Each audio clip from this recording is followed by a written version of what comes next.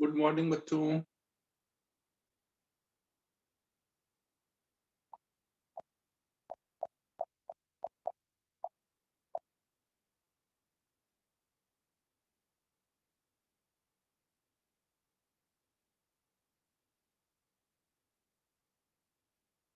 Last time कुछ homework दिया था आप लोगों को?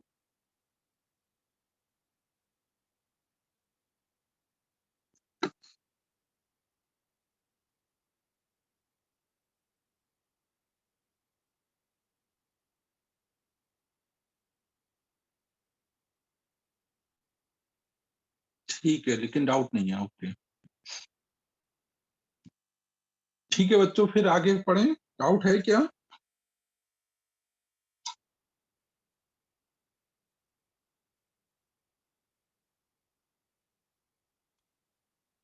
टेस्ट वाले डाउट तो व्हाट्सएप पे डाल देना, मैं वॉइस मैसेज डाल दूंगा उसके साथ में। बाकी कुछ करेक्शन थे तो वो करवा दूंगा ना, भेजा है लोगों ने करेक्शन तो मैं करवा देता हूँ वो।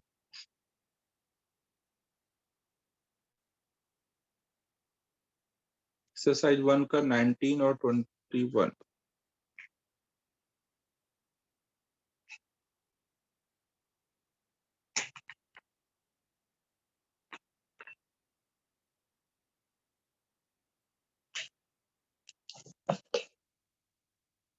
नाइनटीन और 21 में देखो क्या है।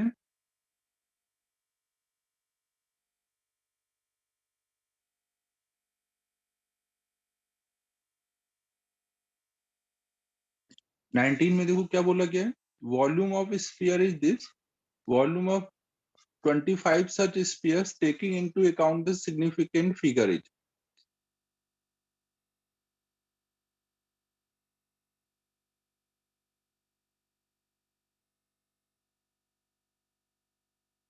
तो देखो आपको वॉल्यूम निकालना है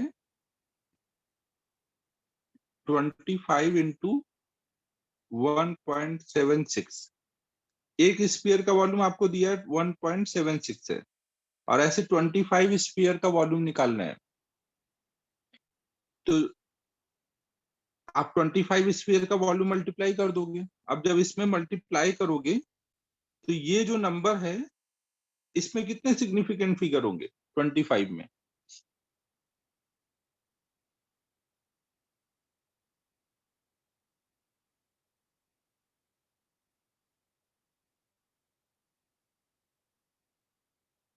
नहीं नहीं नहीं, देखो जो ऐसे मेजरमेंट होते हैं ना, जो एग्जैक्ट होते हैं।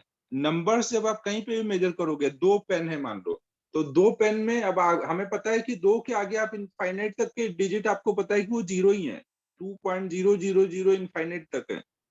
कोई भी जब नंबर मेजर करते हो तो वहां पे वो सिग्निफिकेंट फिगर्स इनफाइनाइट होते हैं ना। कोई भी चीज काउंटिंग करके अगर आप निकाल रहे हो तो वहां सिग्निफिकेंट फिगर इनफाइनाइट है। ये जो अपन ने रूल लिखा था वहां पे नोट कर लो ना, ये रूल लिखाना रह गया।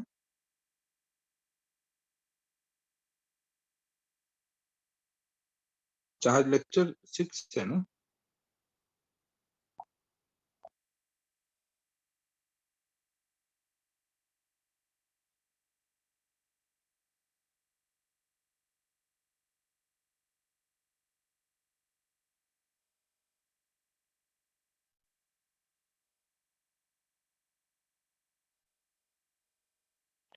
यहाँ पे ये नोट कर लो कि अगर हम कोई भी चीज को मेजर करते हैं काउंटिंग करके, दो नंबर में है, 3 नंबर में है, 20 नंबर में है, तो वहां पे सिग्निफिकेंट फिगर इनफाइनाइट होते हैं।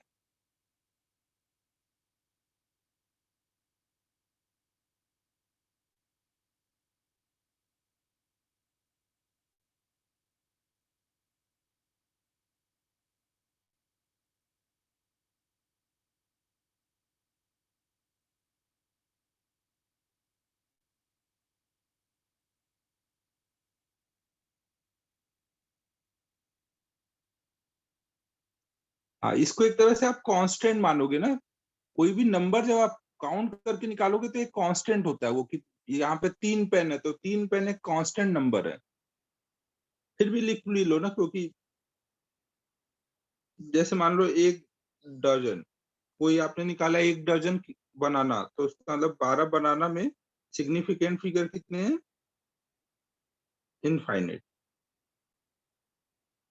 अगर आपने 12 केले लेके आए, तो 12 केले में कंफर्म है कि 12 के बाद 12.000 है ना, आगे कुछ भी नहीं है। समझ आ रहा है बच्चों?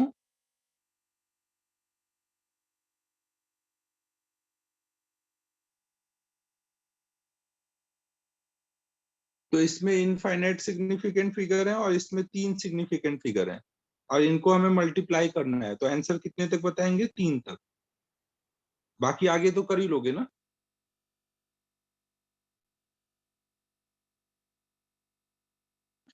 डाउट तो यही रहा होगा ना कि 2 डिजिट तक बताया या 3 डिजिट तक? आंसर कितने डिजिट तक बताया, एक बार चेक करो तो।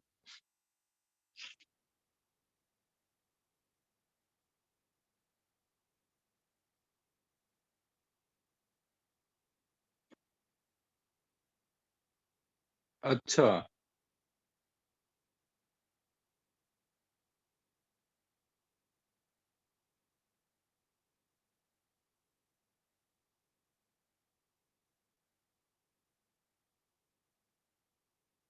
ये क्या चक्कर है यार कि अगर वॉल्यूम ऑफ स्फीयर निकालना है, ऐड करके उन्होंने निकाला एक तरह से।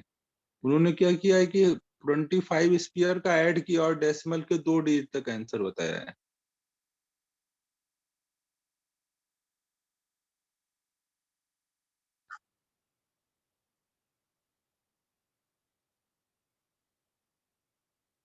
चलो ये मैं नेक्स्ट क्लास में बताता हूँ।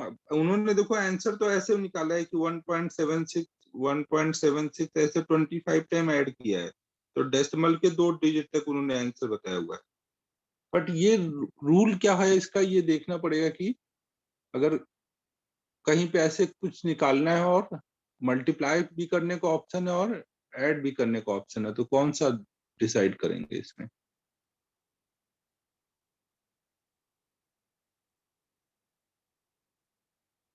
ठीक है, ये इसका रूल मैं नेक्स्ट टाइम देखता हूँ ना, कि एडिशन से ये होगा या मल्टीप्लिकेशन से। अभी तो आंसर से तो यही पता चल रहा है कि एडिशन से है, तो नेक्स्ट टाइम एक बार डिस्कस कर लेंगे।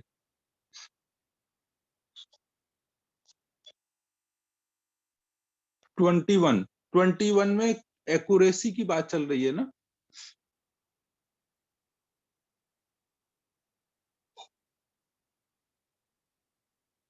आज मैं पढ़ाने वाला हूँ एक्यूरेसी और प्रिसीजन ना, तो उसमें ये बता दूंगा एक्यूरेसी और प्रिसीजन कैसे देखते हैं।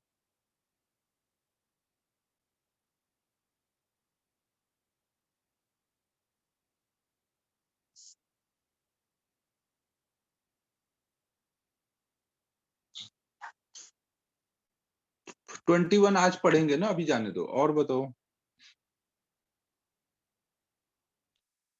25 number of significant figure in 600 metre, तो इसमें तो एक ही होगा ना?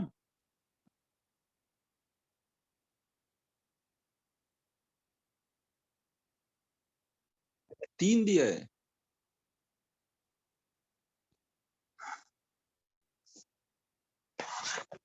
600 मीटर तो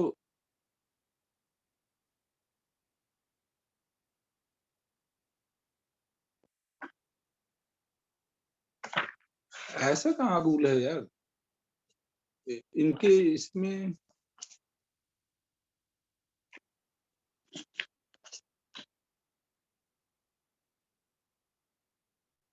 अबे तेजस, हम लोग रीडिंग तो हर कुछ मेजर करके ही निकालेंगे ना, वो तो यूनिट तो रहेगी सब में ही।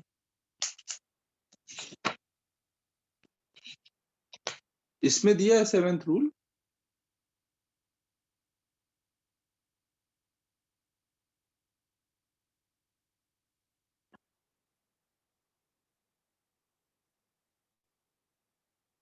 अच्छा ये, अच्छा अच्छा, इसमें ऐसा बताया गया है कि अगर कभी रीडिंग में यूनिट के साथ मेंशन किया जाएगा तो ट्रेलिंग जीरो को। अरे यार, ये भी एक रूल है। कितने सारे रूल हैं यार, ये रूल भी नोट कर लो कि अगर कभी भी रीडिंग को यूनिट के साथ मेंशन किया गया है तो ट्रेलिंग जीरो को सिग्निफिकेंट लेना है फिर।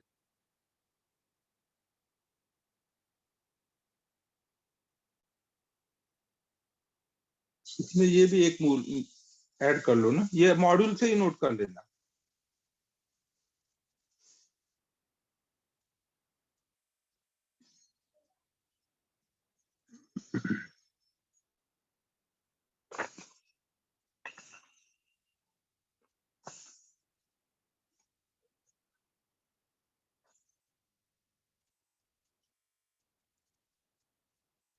ठीक है बच्चों, ये रूल और एक ऐड करना पड़ेगा ना।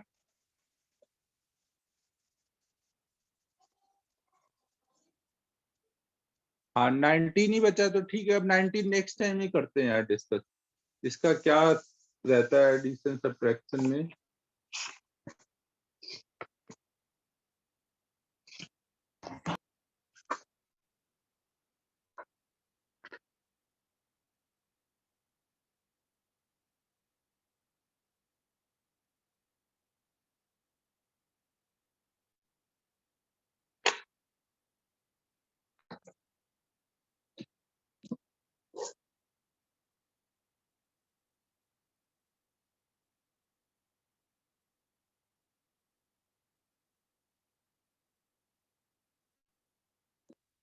हाँ कोई भी चीज अगर काउंट करके, जैसे काउंट नंबर काउंट करके निकाल लो, अगर स्केल से मेजर कर रहे हो तो स्केल का लिस्ट काउंट वहां पे देखना पड़ेगा, उस हिसाब से बताना है। लेकिन काउंट करके देख रहे हो तो वहां पर इनफाइनाइट होगा।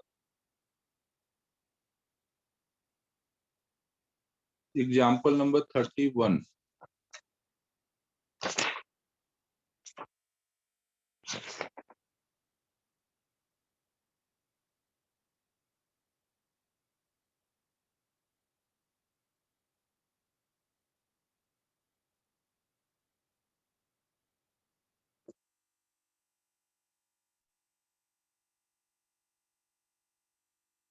600 क्रिस क्या निकाल रहे हो वो डिपेंड करेगा ना। आप कहीं पे कोई नंबर काउंट कर रहे हो, मान लो 600 एप्पल आपने काउंट करके निकाले तो 600 वहां पे इनफाइनाइट सिग्निफिकेंट फिगर है। 600 आपने कहीं पे स्केल से कोई रीडिंग मेजर की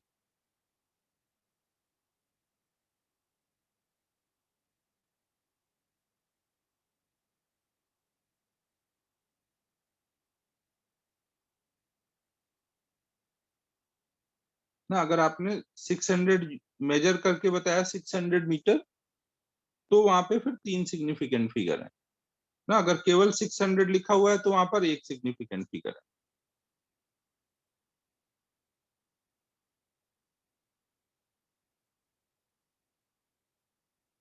नहीं नहीं क्रिस, ऐसा नहीं है। केवल 600 लिखा है बिना काउंटिंग के, तो वह कहीं कुछ आपने कोई नंबर काउंट करके निकाला है, बोला गया है कि ये कोई नंबर काउंट करके निकाला गया है तो वहां पे इनफाइनाइट होगा। क्वेश्चन ही करो, उससे समझ आ जाएगा ना क्रिस, ये क्वेश्चन सॉल्व करोगे तो आइडिया लग जाएगा।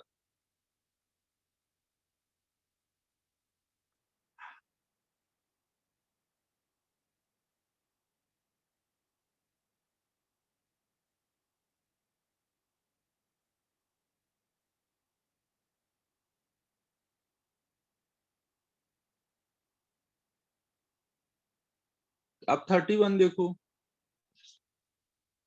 रेडियस 31 ही बोल रहे हो ना ऋतुजा? इसी का ना एक्सरसाइज 1 का 31।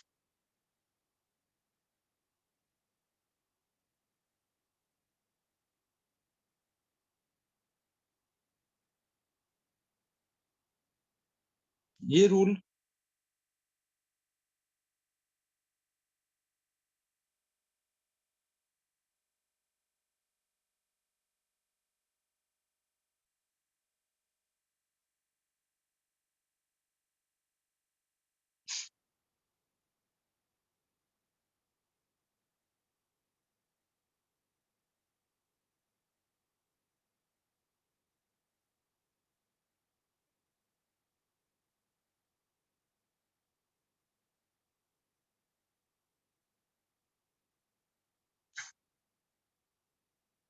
हाँ साक्षी, देख सकते हो एक तरह से।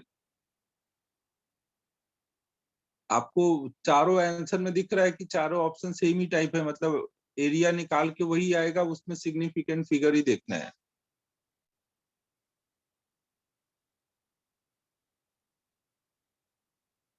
31 में हम लोग area equal to pi r square लगाएंगे ना।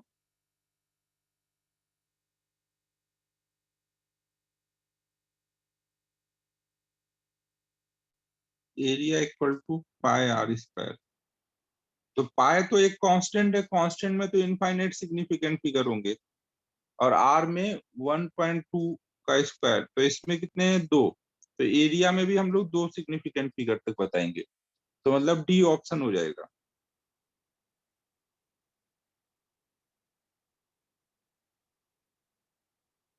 ठीक है बच्चों। 28।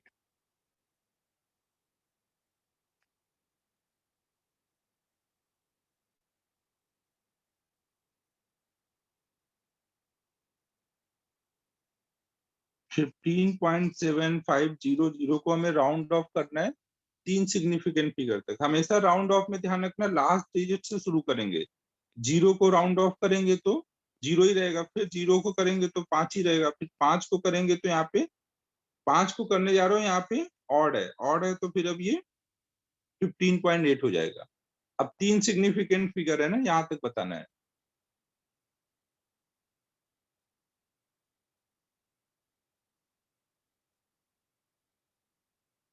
28 बच्चों समझ आया।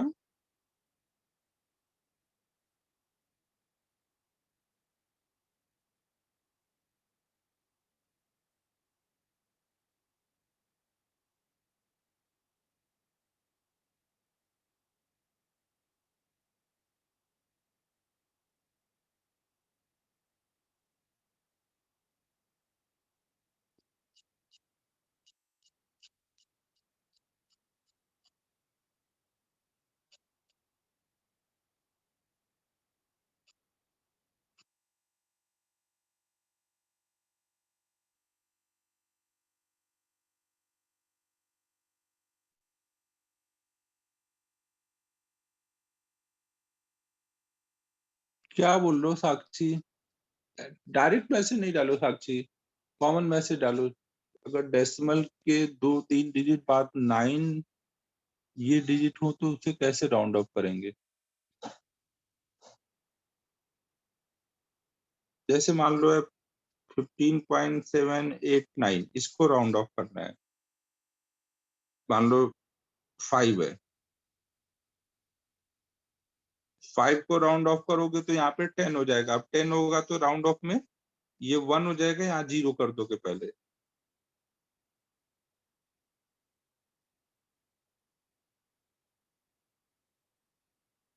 फिर आप आगे राउंड ऑफ करो।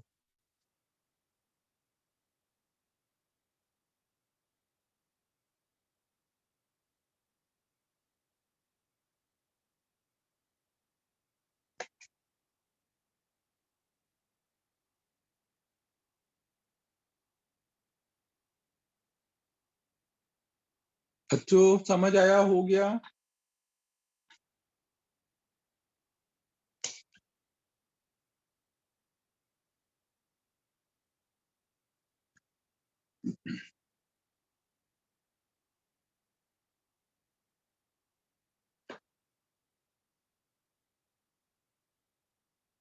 ठीक है, अब आगे पढ़ा जाए। आज एरर हम लोग को खत्म करना है यार।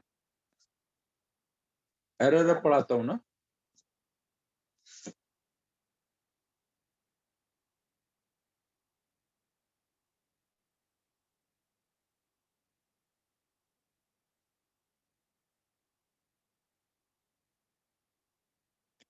देखो एरर क्या होता है, देखो यार, ये सिग्निफिकेंट फिगर वगैरह रूल्स आपको एक जगह लिखा दिए गए, वो रूल्स पढ़ लो सब, और रूल्स के अकॉर्डिंग यूज करो ना। ज्यादा इसमें दिमाग लगाने का होता नहीं है, बस रूल्स पता होने चाहिए, बस उसके अकॉर्डिंग बता दो।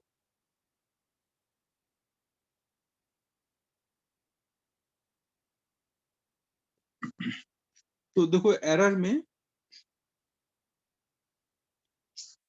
हमें देखो, ये हम लोग एक्सपेरिमेंटल फिजिक्स पढ़ रहे हैं ना। एक्सपेरिमेंटल फिजिक्स मतलब जब भी हम कुछ एक्सपेरिमेंट करेंगे तो वहाँ रीडिंग्स निकालेंगे। तो जब आप रीडिंग निकालोगे तो एक्सपेरिमेंट करके, तो उसमें जो आपकी रीडिंग आ रही है वो जरूरी नहीं है कि एकदम जो ट्रू रीडिंग होगी, ट्रू वैल्यू होगी, एकदम वो वही है ना। उससे वो जनरली थोड़ा सा डिफरेंस आता है उसमें। तो ये जो डिफरेंस होगा एक्सपेरिमेंटल रीडिंग और ट्रू रीडिंग में, उसको ही हम लोग एरर बोलेंगे ना।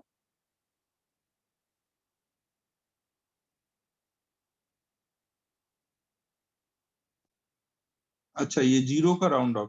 देखो, राउंड ऑफ में जब 5 रहता था, जैसे मान लो 1 5 है, 2 5 है, हम राउंड ऑफ कर रहे हैं, तो हम आंसर कैसे बता रहे हैं? इस केस में हम ये बता रहे हैं, जब इवन है तो कुछ नहीं कर रहे हैं, ऑड है तो हम लोग वहां पर ऐड कर दे रहे हैं। तो आंसर देख लो, हम लोग इवन में बता रहे हैं। जब भी 5 को राउंड ऑफ करते हैं तो आंसर इवन में बताते हैं। और अगर अभी आप देखो, जीरो को राउंड ऑफ करोगे तो ये क्या हो जाएगा? 1। तो इसलिए आप जीरो को राउंड ऑफ ही नहीं करोगे ना, ऑड हो जाएगा ना। तो आप ऐसे ही बताओगे, मतलब जब जीरो रहेगा तो ऐड नहीं करना है, ऐसे बताना है ना। 5 के टाइम में राउंड ऑफ करके आंसर इवन में बताते हैं। तो अगर जीरो को राउंड ऑफ करके 1 करोगे तो ऑड हो जाएगा, इसलिए जीरो ही रहने।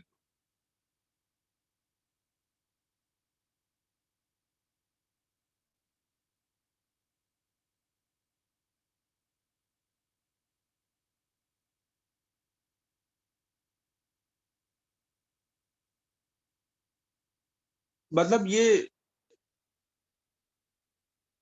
जीरो इवन या ऑड में तो नहीं है, बट 1 तो ऑड है, तो इसलिए हम उसको जीरो ही रहने देंगे।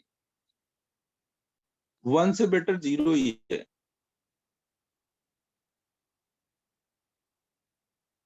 सिद्धि वो डिपेंड करेगा कितने सिग्निफिकेंट फिगर तक आपको राउंड ऑफ करना है। अगर 2 तक करना है तो 25 बोलोगे, 3 सिग्निफिकेंट फिगर तक रखना है तो 25.0 बोलोगे। राउंड ऑफ में रिक्वायरमेंट के हिसाब से लिखोगे ना।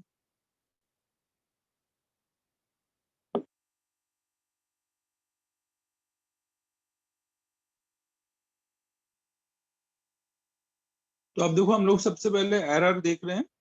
एरर में क्या है?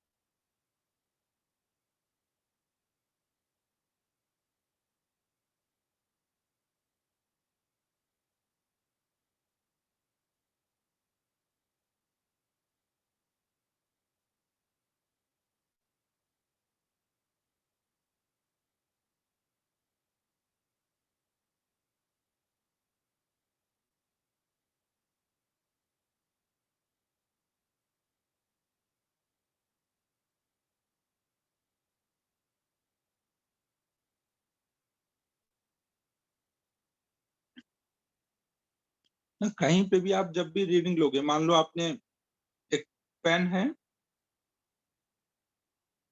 ना, एक मान लो स्टिक है, आपने इसकी लेंथ निकाली, तो हो सकता है इसकी एग्जैक्ट लेंथ कुछ 10.2 सेंटीमीटर थी, लेकिन जब आपने मेजर करके निकाली तो वो कुछ 10.3 सेंटीमीटर आई। तो जो डिफरेंस आया इन दोनों के बीच में, जो उसकी एक्चुअल वैल्यू है उसको ट्रू रीडिंग बोल रहे हैं ना, और जो एक्सपेरिमेंट करके निकालेंगे उसको एक्सपेरिमेंटल रीडिंग है। टी आर मतलब ट्रू रीडिंग है।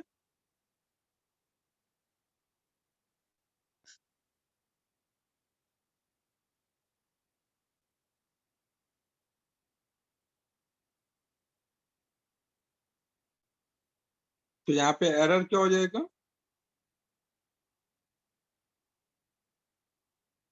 इनके बीच का जो डिफरेंस होगा उसको हम एरर बोलेंगे।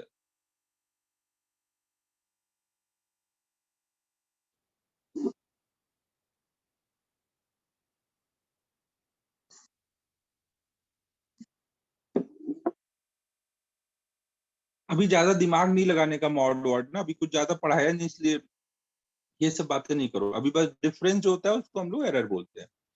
फिर अभी आगे और पढ़ते हैं, फिर देखेंगे मॉड क्या होता है वहां। अब देखो, जब भी आप रीडिंग निकालोगे तो वहां पर एक और टर्म आएगा, एरर और प्रेसिजन ना। तो जैसे मान लो आपने स्केल से रीडिंग निकाली तो ये रीडिंग आई, और किसी ने मान लो और भी इंस्ट्रूमेंट होते हैं, जैसे मान लो वर्नियर कैलिपर, वर्नियर कैलिपर से डेसिमल के 2 डिजिट तक आप निकाल सकते हो। मान लो आपने वर्नियर कैलिपर से निकाला तो ये आया 10.45 सेंटीमीटर। वर्नियर कैलिपर से एक बार ये रीडिंग आई, एक बार आई 10.25 सेंटीमीटर। तो अगर आपको बोला जाए कि इन दोनों रीडिंग में कंपेयर करके बताओ कौन सी ज्यादा एक्यूरेट है, एक्चुअल वैल्यू ये है, तो इन दोनों रीडिंग में कौन सी ज्यादा एक्यूरेट है, 10.3 या 10.45? 10.3 ना, एक्चुअल वैल्यू के ज्यादा क्लोज ये है ना, तो ये ज्यादा एक्यूरेट है। लेकिन अगर आपको पूछा जाए इन दोनों में कौन सा ज्यादा प्रिसाइज है, इन दोनों में कौन सा ज्यादा प्रिसाइज है, तो प्रिसाइज क्या होगा? प्रिसाइज मतलब कौन सा इंस्ट्रूमेंट से रीडिंग निकाली गई है जो डेसिमल के ज्यादा डिजिट तक, ज्यादा सिग्निफिकेंट फिगर तक बता सकता है, तो ये ज्यादा प्रिसाइज है। ठीक है बच्चों। तो प्रिसीजन क्या होता है? प्रिसीजन मतलब जहां पे ज्यादा सिग्निफिकेंट फिगर होंगे वहां पे हम बोलेंगे कि वो रीडिंग ज्यादा प्रिसाइज है, लेकिन जो ट्रू वैल्यू के ज्यादा क्लोज होगी उसको बोलेंगे ज्यादा एक्यूरेट है। तो ये रीडिंग क्या है? Less precise but more accurate. ये क्या है? Less accurate more precise. और ये reading more accurate more precise, ये ज्यादा एक्यूरेट भी है और ज्यादा प्रिसाइज भी है। तो अक्सर आपसे ऐसे टर्म पूछे जाएंगे कि एक्यूरेसी और प्रिसीजन क्या होता है।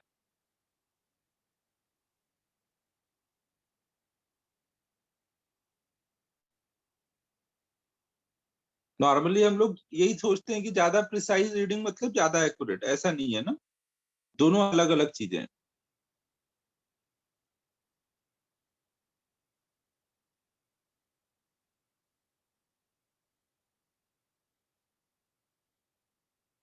If experimental reading is more close to true reading, then it will be more accurate. Accuracy के लिए बस हम लोग दोनों का डिफरेंस देखते हैं, जो ज्यादा क्लोज होगा ट्रू रीडिंग के वो ज्यादा एक्यूरेट होगा।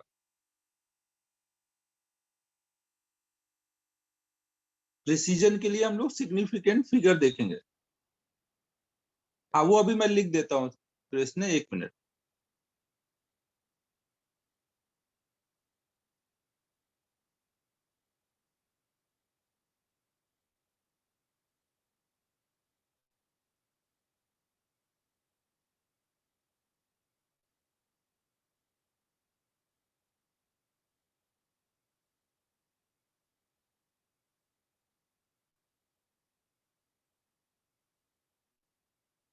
एग्जाम्पल के लिए यहाँ लिख देता हूँ कि मान लो कहीं पे ट्रू वैल्यू की वैल्यू थी 10.2 सेंटीमीटर, तो आपने एक्सपेरिमेंट करके निकाला एक बार 10.3 सेंटीमीटर, रीडिंग 1, रीडिंग 2 10.45 सेंटीमीटर, और रीडिंग 3 10.25 सेंटीमीटर। तो इसको आप क्या बोलोगे? More accurate, less precise. या जब आप इन दोनों में कंपेयर करोगे तो ऐसे बताओगे ये क्या है, लेस एक्यूरेट। दो रीडिंग में जब कंपेयर करोगे तब ऐसे आप बोलोगे ना, इन दोनों में कंपेयर करोगे तो बोलोगे ये ज्यादा एक्यूरेट है लेकिन कम प्रिसाइज है ना, और इन दोनों में कंपैरिजन के टाइम ये less accurate but more precise.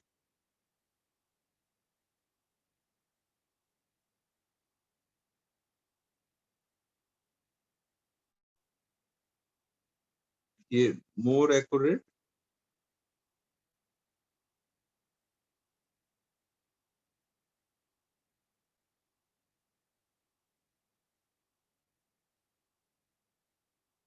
ठीक है क्रिस, समझ आया? ट्रू रीडिंग ये है, तो इन दोनों में जब कंपेयर करोगे तो ये ज्यादा क्लोज है ना, तो इसलिए ये ज्यादा एक्यूरेट है, लेकिन इसमें ज्यादा सिग्निफिकेंट फिगर है तो ये ज्यादा प्रिसाइज है, इसमें कम सिग्निफिकेंट फिगर है इसलिए वो लेस प्रिसाइज है।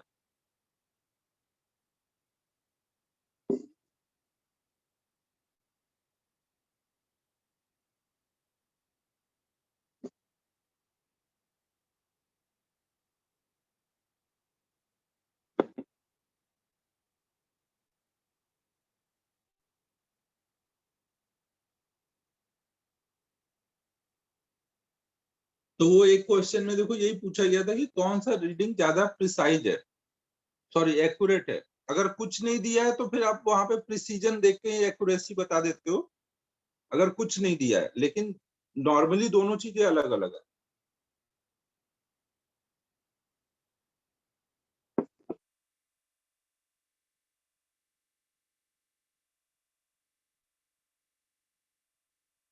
नहीं नहीं नहीं, 100% तो यार कुछ भी नहीं होगा।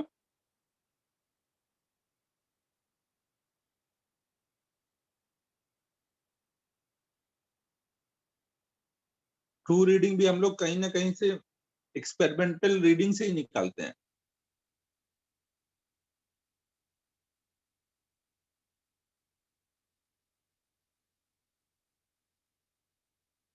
तो अब देखो हमें एरर के बारे में पढ़ना है। तो एरर को हम लोग दो टाइप में डिवाइड करते हैं। एक एरर को हम बोलते हैं सिस्टमैटिक एरर, और एक होगा रैंडम एरर।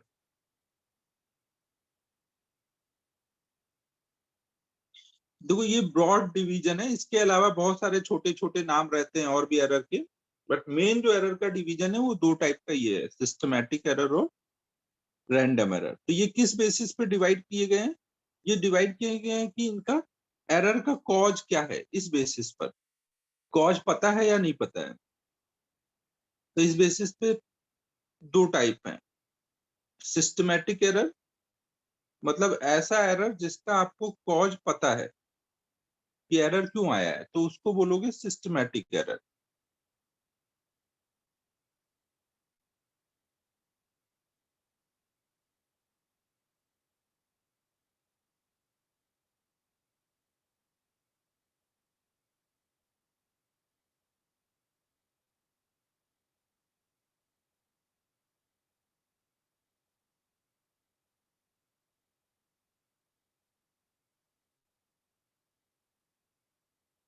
जैसे मान लो आपको पता है कि आपने एक स्केल बनाया हुआ है जो 25 डिग्री सेंटीग्रेड के लिए था ना, लेकिन जब आप रीडिंग लेने गए तो आप गर्मी बढ़ गई है, गर्मी बढ़ गई तो वो थोड़ा एक्सपैंड हो गया ना। आप मान लो 45 डिग्री सेंटीग्रेड पे रीडिंग ले रहे हो, तो आपको पता है कि जो स्केल पहले 15 सेंटीमीटर का था वो अभी मान लो 16 सेंटीमीटर का बन गया है।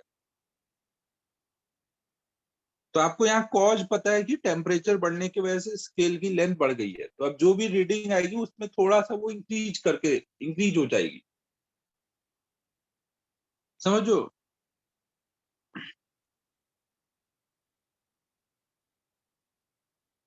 रीडिंग अब ये थोड़ा सा कम करके बताएगा ना।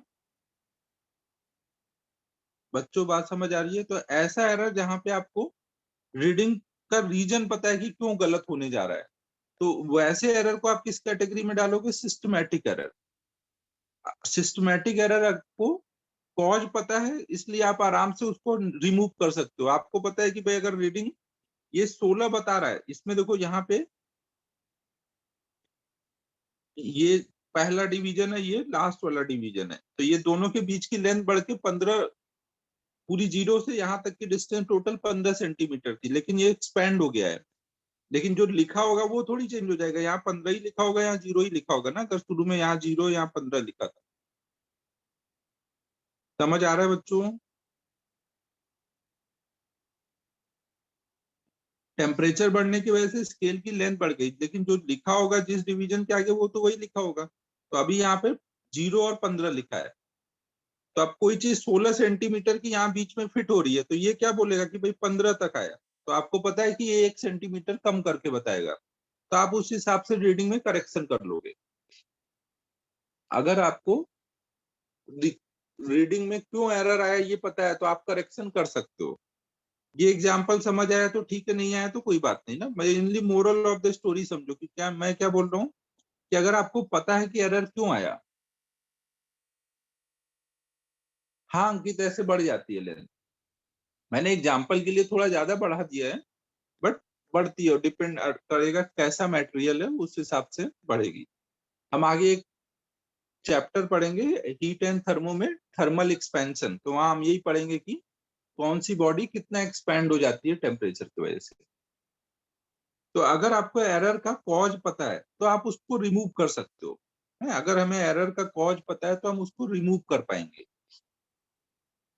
तो ऐसे एरर को हम सिस्टमैटिक एरर में डालते हैं, तो ये अपने लिए कभी भी प्रॉब्लमेटिक नहीं होता है, क्योंकि हमें पता है कि भाई क्यों एरर आया है, तो हम उसको सही कर लेंगे अपनी रीडिंग।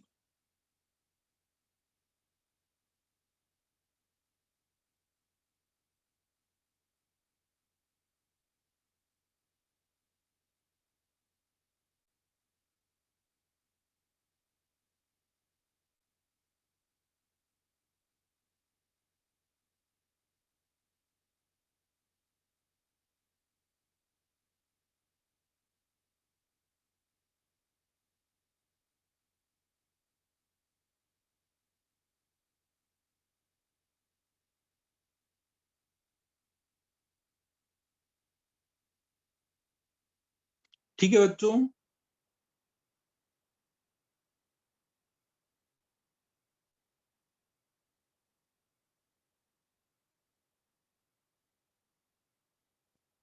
फिर दूसरा टाइप होगा रैंडम एरर।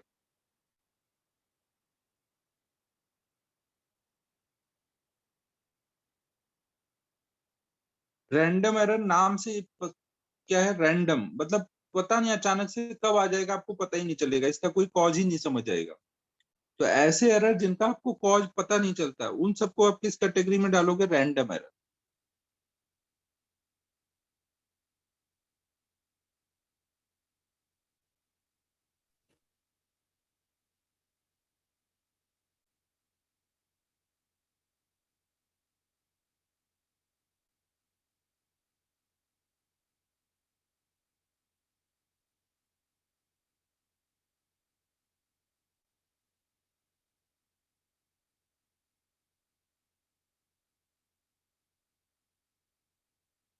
जैसे मान लो आप एक पेंडुलम का टाइम पीरियड निकाल रहे हो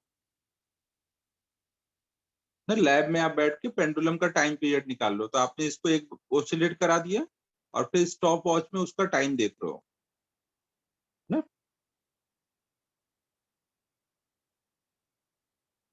तो आप इसको टाइम को स्टॉप वॉच में देख रहे हो ओसिलेट करा के, और तब तक मान लो अचानक से विंड आ गई ना, खिड़की खुली हुई थी, एक हवा का झोंका आया और थोड़ा सा टाइम पीरियड वेरी करा दिया, तो आप फील नहीं कर पाओगे कि भाई कुछ ऐसा हुआ। या फिर मान लो विंडो खुली थी, नीचे से कोई कार चली गई रोड पर से, अब कार गई तो इसके वजह से, इसकी फ्रीक्वेंसी की वजह से इसके ऑसिलेशन में थोड़ा इफेक्ट आ जाएगा। आप आगे वेब में पढ़ोगे कि फ्रीक्वेंसी कुछ होती है, कुछ कुछ इसका भी इफेक्ट आता है, तो इसकी वजह से टाइम पीरियड थोड़ा चेंज हो गया। या मान लो छत पे टेरेस पे कोई वॉक करके चला गया, उसके वजह से ये थोड़ा सा वाइब्रेट हुआ, उसका इफेक्ट आ गया। तो ऐसे बहुत सारे टाइप के कॉज हो सकते हैं।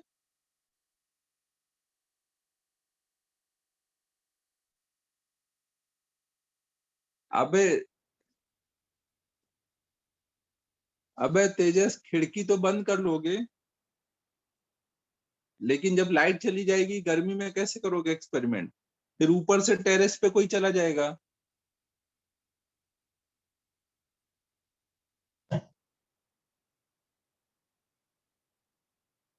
तो देखो यहाँ पे रैंडम एरर का कहने का रीजन मतलब ये है कि रैंडम एरर के इतने तरीके पॉसिबल है कि आप सोच भी नहीं पाओगे कि किस वजह से यहाँ पे एरर आया ना। बहुत टाइप के ऐसे रीजन हो सकते हैं।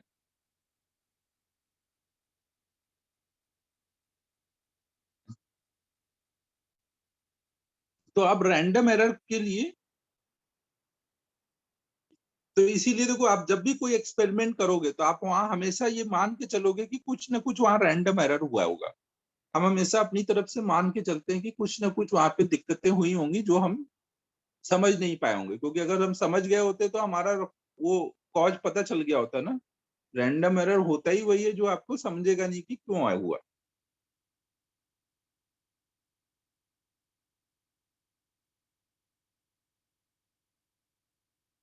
हाँ करती है ना भाई।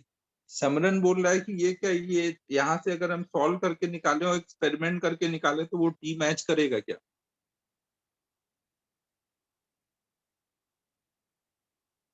नहीं नहीं साने दे, कितने भी हो सकते हैं ना, यही तो दिक्कत है रैंडम एरर में, आपको पता ही नहीं कि कहाँ से एरर आएगा, तो कितने भी टाइप के एरर हो सकते हैं, मतलब कैसे भी एरर आ सकता है।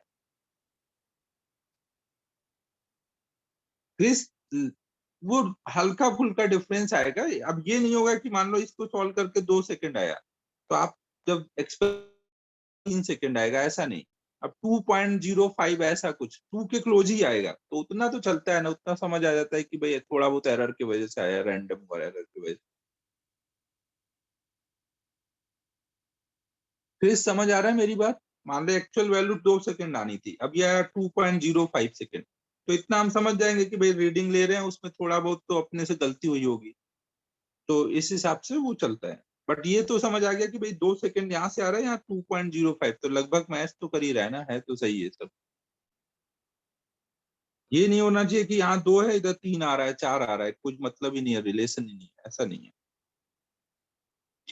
तो अब देखो जब भी आप एक्सपेरिमेंट करोगे ना, तो आपको हमेशा बोला जाएगा कि भाई रीडिंग जो जो भी रीडिंग लेनी है उसको आप 10 बार लो। मैं अपने टाइम में जब एक्सपेरिमेंट करता था तो मैंने ये सब पढ़ा नहीं था, थ्योरेटिकल चीजें कि सिस्टमैटिक एरर होता है, रैंडम एरर होता है। लैब में एक्सपेरिमेंट के टाइम सब कुछ एकदम सही से ले लेता था, फिर भी सर बोलते थे नहीं 10 बार लेके आओ। मैं सोचता था इन लोग को क्या दिक्कत रहती है, 10 10 बार मेहनत करा रहे हैं। तो बाद में ये पढ़ा तो समझ आया कि यार ये रैंडम एरर की वजह से चक्कर ये रहता है। मतलब कितना भी आप एक्यूरेट ले लो, कितना भी अच्छे से कर लो, लोग यही बोलेंगे खिड़की खुली रह गई थी, फिर से जाके एक्सपेरिमेंट करो ना। तो इसमें हम लोग क्या करते हैं कि मान लो आप कोई लेंथ मेजर कर रहे हो, तो लेंथ को आप क्या करोगे, मान लो x1 से दिखा रहे हो, पहली बार रीडिंग लिया तो x1 दिखाया, दूसरी बार रीडिंग लिया x2, तो आप ऐसे एन टाइम पूरी रीडिंग लोगे। फिर ना, फिर ये एन टाइम लेने के बाद उसकी मीन वैल्यू निकालोगे,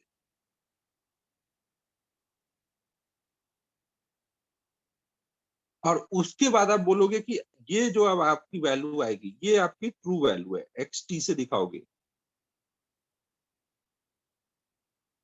ना। क्योंकि कोई भी चीज की ट्रू रीडिंग कैसे आएगी, ट्रू रीडिंग भी एक्सपेरिमेंट से ही आएगी।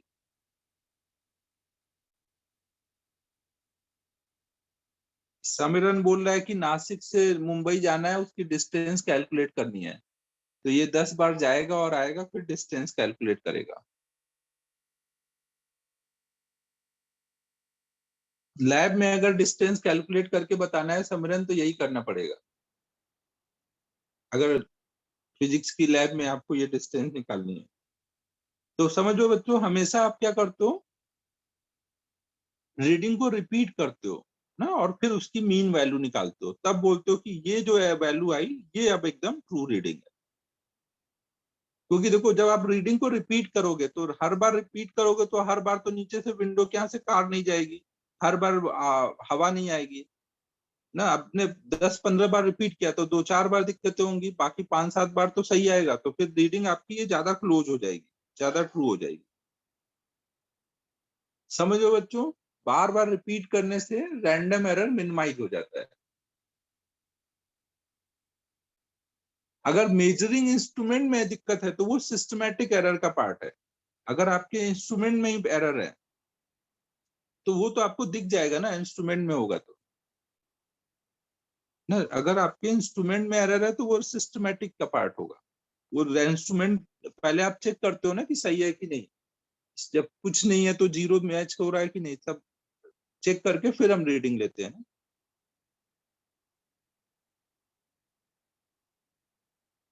तो बच्चों तेजस ज्यादा नहीं समझने का, जो बोल रहा हूँ चुपचाप आप सुनने का। तो हम लोग क्या बोल रहे हैं,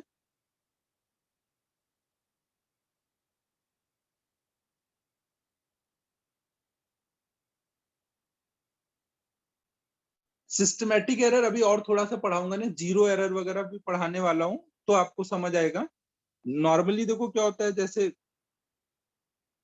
जब आप लैब में मेजर करोगे तो वर्नियर, कैलिपर, स्क्रू गेज ये सब यूज करते हो, या स्टॉप वॉच यूज कर रहे हो।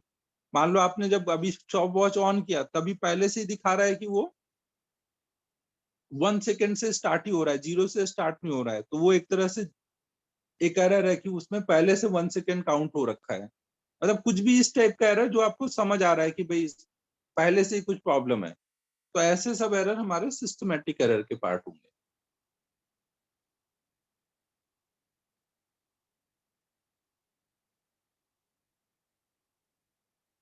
यार ह्यूमन एरर भी बहुत टाइप के हो सकते हैं ना, तो कुछ ऐसा बोल नहीं सकते कि सिस्टमैटिक होगा वो। कई बार क्या है, आप नॉर्मली जैसे स्केल से मेजर कर रहे हो और उसमें डिविजन्स हैं, अब आप यहाँ पे ऐसे कुछ है, इसको आपको रीड करना है। अब एकदम अगर आप अपने हेड को वर्टिकल रखोगे एकदम, तो सही से रीड करोगे।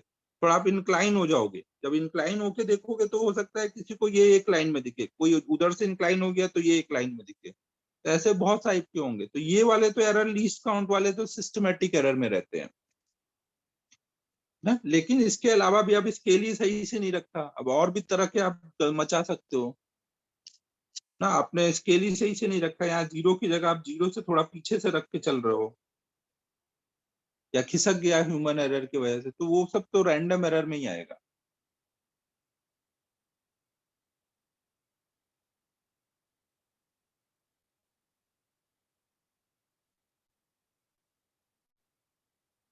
इसीलिए सिद्धि ये तरीका लगाया गया है ना कि भाई रिपीट करो, कई बार रीडिंग लो, तो उससे ये सब चीजें मिनिमाइज हो जाएंगी ना। तो हम लोग, आपको ये पूछा जाएगा कि रैंडम एरर को मिनिमाइज करने के लिए हम क्या करेंगे, तो आप बोलोगे रैंडम एरर को मिनिमाइज करने के लिए हम कई बार रीडिंग लेंगे, 15 बार, 20 बार, ऐसे हम रीडिंग लेंगे।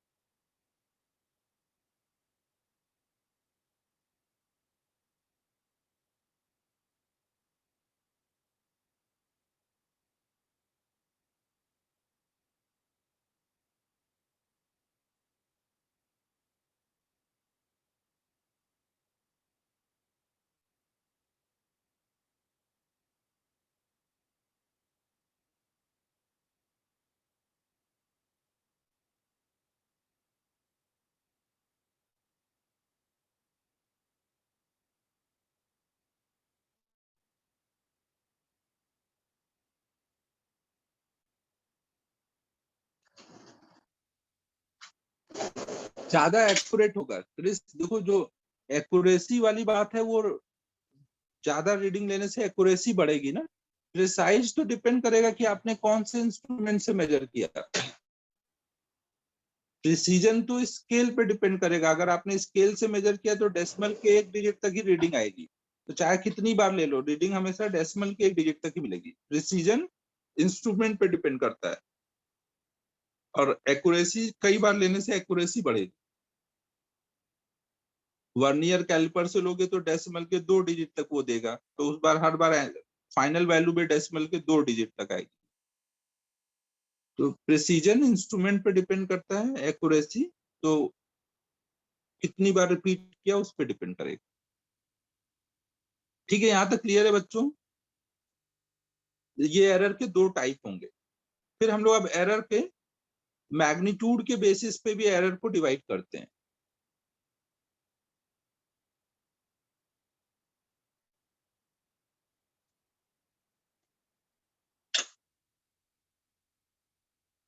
हाँ श्रेष्ठ, करो अनम्यूट। सर जैसे आपने बोला आवाज ओ यार हाँ हाँ, आवाज कट गई। सर आ रही है आवाज बोल, आवाज। हाँ अभी आवाज आ रही है, बोलो। सर जैसे आपने बोला मल्टीपल टाइम मतलब हम लोग कैलकुलेट करेंगे, तो फॉर एग्जांपल मैंने एक स्केल लिया और उससे कुछ एक लेंथ है उसको 2 बार मतलब मेजर किया और फिर उसका एवरेज निकाला। तो समझो मेरा हाँ अगर एवरेज आ रहा है 2.5/2 और उसका फिर हाँ, डिवीजन डिवीजन में 2 डेसिमल प्लेस आए तो फिर वो राउंड ऑफ हो जाएगा। 2.5/2, हाँ तो वो आप राउंड ऑफ करके बोलोगे ना, क्योंकि 2.5 मतलब ये डेसिमल, वो दो सिग्निफिकेंट फिगर तक आपको आंसर बताना था ना, हाँ सर। डेसिमल के दो तक, तो वहां तक फिर राउंड ऑफ करोगे। Okay sir, thank you sir.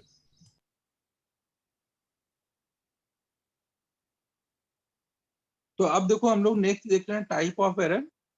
पीछे हमने किस बेसिस पे देखा था कि मैग्नीट्यूड, सॉरी कॉज पता है कि नहीं, ना एरर का कॉज पता है कि नहीं, इस बेसिस पे दो टाइप थे। अब एरर के मैग्नीट्यूड के बेसिस पे हम डिवाइड करते हैं। तो एक पहला टाइप होगा एब्सोल्यूट एरर।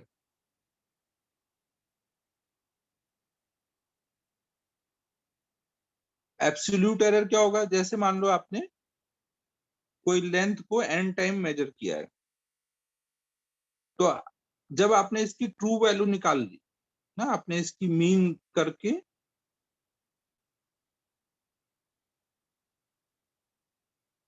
तो अब आपको ट्रू वैल्यू पता है, तो अब आप पहली रीडिंग और ट्रू वैल्यू में डिफरेंस अगर देखते हो तो उसको बोलोगे वो पहली रीडिंग का एब्सोल्यूट एरर है ना। पहली रीडिंग का एब्सोल्यूट एरर मतलब डेल्टा x1, तो वो क्या होगा, ट्रू वैल्यू और पहली रीडिंग के बीच का डिफरेंस। और ये एब्सोल्यूट एरर केवल हम मैग्नीट्यूड बताते हैं तो हमेशा मॉड लगा के बताएंगे। ऐसे सेकेंड रीडिंग का एब्सोल्यूट एरर, तो उसमें ट्रू वैल्यू और सेकेंड रीडिंग के बीच का डिफरेंस। तो ऐसे आप हर एक रीडिंग का एब्सोल्यूट एरर निकालोगे ना। तो एब्सोल्यूट एरर क्या है, difference between experimental reading and true reading. देखो क्रिस, जो नीचे डिवाइड करते हो, डिवाइड मतलब एक कांस्टेंट नंबर है वो, टू टू में सिग्निफिकेंट फिगर इनफाइनाइट लोगे ना।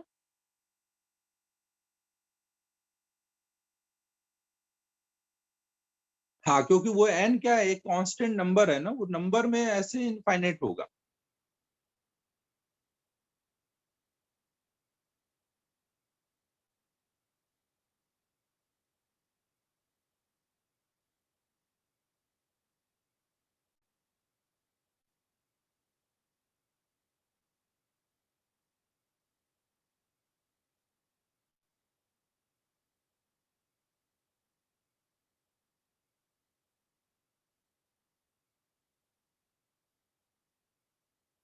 एब्सोल्यूट एरर सानिध्य मतलब बस इतना है कि जो आपने रीडिंग ली x1 और आपको ट्रू वैल्यू पता है अगर कितनी है यहाँ पे, तो ट्रू वैल्यू और x1 के बीच का जो डिफरेंस होगा उसको बोलोगे वो पहली रीडिंग का एब्सोल्यूट एरर है। और ट्रू वैल्यू आप निकालते कैसे हो, तो आप जब कई बार रीडिंग लेकर के उसका एवरेज निकाल लोगे तो ये ट्रू वैल्यू पता है आपको, तो इसके साथ इसका डिफरेंस ले लो, तो ये पहली रीडिंग का एब्सोल्यूट एरर, ये दूसरी रीडिंग का एब्सोल्यूट एरर ना। तो जो भी आप एक्सपेरिमेंट कर रहे हो उस एक्सपेरिमेंटल वैल्यू का ट्रू वैल्यू के साथ डिफरेंस। समरन थोड़ा पेशेंस रख।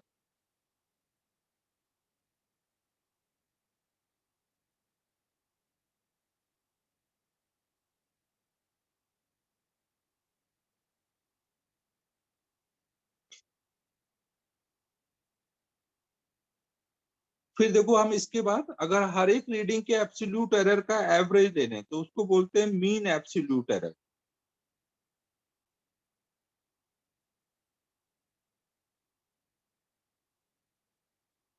ना। मीन एब्सोल्यूट एरर क्या होगा, डेल्टा x1 डेल्टा x2, ऐसे करते हुए पूरे हम लोग पूरे n रीडिंग के एरर का एवरेज ले लें, तो ये हो जाएगा हमारा डेल्टा x ना, ये मीन एब्सोल्यूट एरर है। ठीक है बच्चों, ये इनके नाम से ही क्लियर है। एब्सोल्यूट एरर मतलब कितना एरर आया है आपकी रीडिंग में, तो एब्सोल्यूट एरर तो एक रीडिंग का एरर है, और कई रीडिंग के एरर का जब आप एवरेज लोगे तो वो मीन एब्सोल्यूट एरर हो जाएगा। किसी को कोई दिक्कत परेशानी यहाँ तक।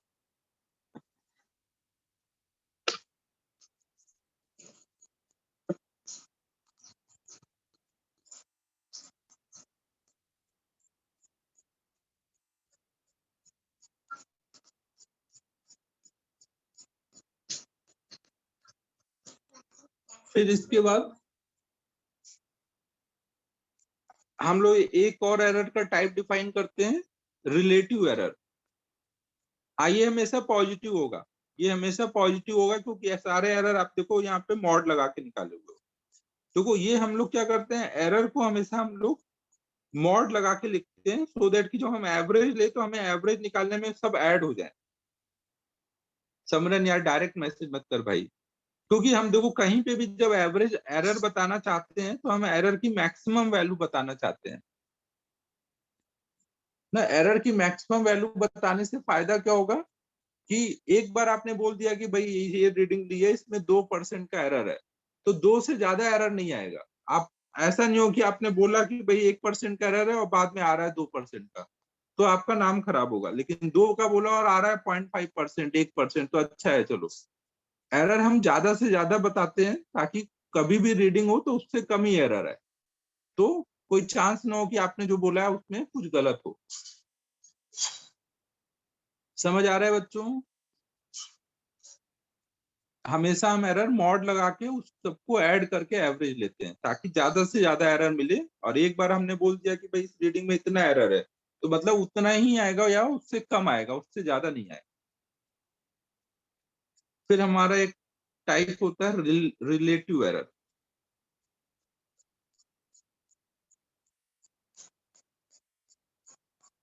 रिलेटिव एरर क्या होता है? जो भी मीन एब्सोल्यूट एरर है डिवाइडेड बाय ट्रू वैल्यू को हम लोग रिलेटिव एरर बोलते हैं।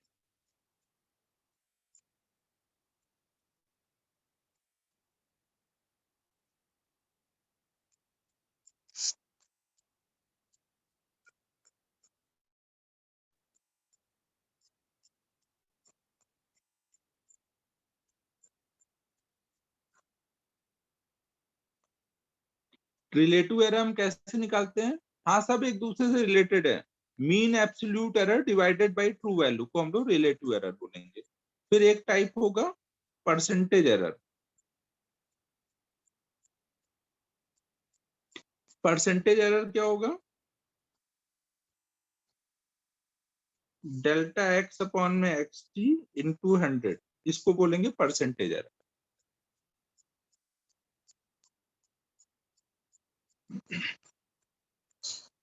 हमेशा जब भी हम कोई भी रीडिंग को बताएंगे तो उसकी true value plus minus mean absolute error जो होगा वो ऐड करके ऐसे बताते हैं, प्लस माइनस करके बताते हैं। जैसे मान लो कहीं पे रेसिस्टेंस की वैल्यू दी है 12 ओम प्लस माइनस 1 ओम, तो इसका मतलब है कि 12 ओम हमने रेसिस्टेंस निकाला है और उसमें 1 ओम वो कम या ज्यादा हो सकता है। ओम हटाते हैं, अभी सेंटीमीटर लिखते हैं। मान लो आपने कहीं पे लेंथ निकाली है, लेंथ है 12.5 सेंटीमीटर प्लस माइनस 0.1 सेंटीमीटर, तो ये हमारा क्या है? ये डेल्टा एक्स है, मीन एब्सोल्यूट एरर, और ये हमारा ट्रू वैल्यू है। तो यहाँ पर 0.1 सेंटीमीटर का ही ज्यादा से ज्यादा एरर हो सकता है, या तो ये 12.6 सेंटीमीटर तक जाएगा या 12.4 सेंटीमीटर तक। हमेशा आप लास्ट में एक्सपेरिमेंट के बाद रीडिंग कैसे एक्सप्रेस करोगे? एरर के साथ रीडिंग एक्सप्रेस करते हैं। अगर आप लैब में जाओगे और ऐसे केवल रीडिंग दिखा दिया, बगल में एरर नहीं लिखा, तो आपकी कॉपी ऐसे फेंक देंगे प्रोफेसर, भाग जाओ लेके इसको। समझो बच्चों, आपको हमेशा एक्सपेरिमेंटल फिजिक्स में जो भी रीडिंग निकालोगे साथ में उसका मीन एब्सोल्यूट एरर ऐसे प्लस माइनस करके दिखाते हैं। अगर आपने नहीं दिखाया तो आपकी कॉपी फट जाएगी। हाँ, मेरे साथ तो हुआ है ऐसा।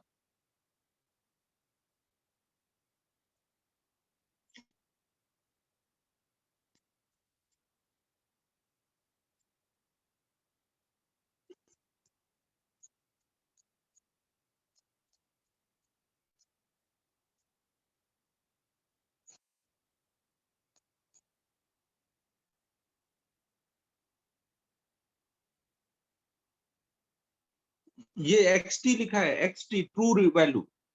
ये देखो एक्स टी है ना, ये एक्स टी।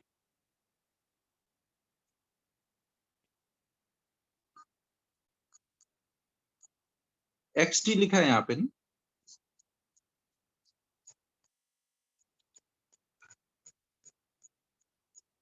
अबे खीरनार, अचानक से कहां से तुझे ऑफलाइन क्लास की याद आ गई?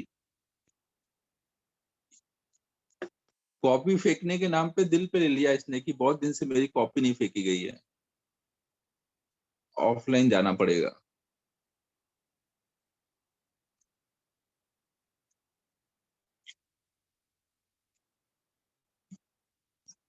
अच्छा, कवि सम्मेलन का वेट कर रहा है चिरंतन।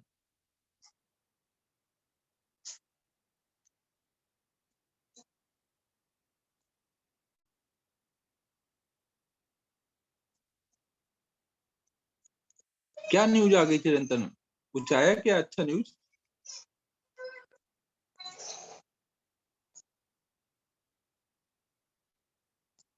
क्या है क्लासेस के बारे में? शुरू करने का दिया गया है परमिशन? तो बताओ, मैं शुरू कर देता हूँ।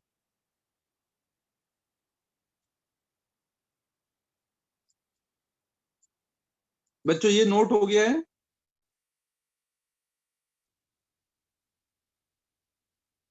Type of error.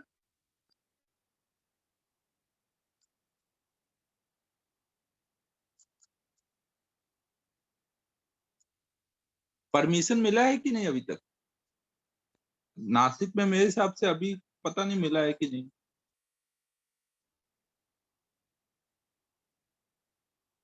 अंकित, अभी ऑफलाइन शुरू भी होगा तो ऑनलाइन चलता ही रहेगा। जब तक सब लोग आने को नहीं हो जाएंगे तब तक ऑफलाइन चलाएंगे, ऑनलाइन चलाएंगे।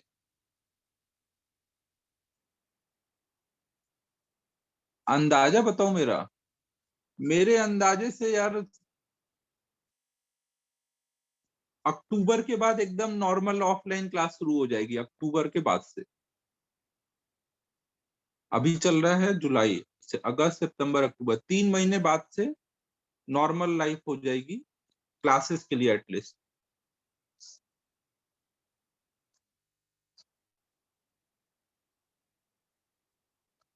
क्योंकि तब तक एक्सपेक्टेड है कि बच्चों वाली तुम लोगों को भी वैक्सीन लगने लग जाएगी। तुम लोगों को भी वैक्सीन एक बार लग जाएगी तभी सेफ रहेगा। हाँ सिद्धि, कुछ जगह तो चालू है, वो लोग बाजीगर हैं।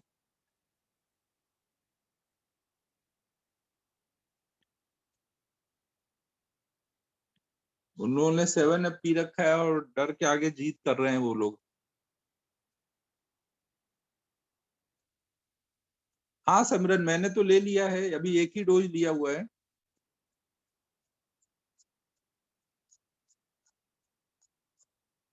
फाइन तो है यार, फाइन तो पड़ती ही है, लेकिन टेंशन भी तो है कोरोना होने का यार, एक साथ इतने लोगों को फैल गया तो दिक्कत हो जाएगी।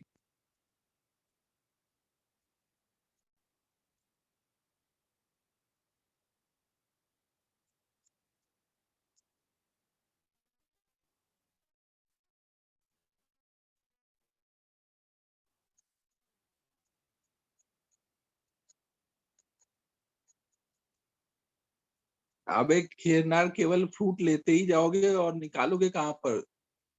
क्लास में इतनी जगह थोड़ी होगी कि सारे बच्चे वो खाते ही रहे और फिर वहीं पे पड़े रहे। ये सोना होना सब वहीं पे करेगा चिरंतन।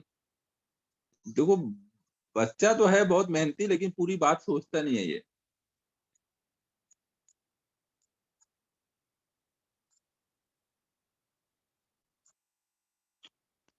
तो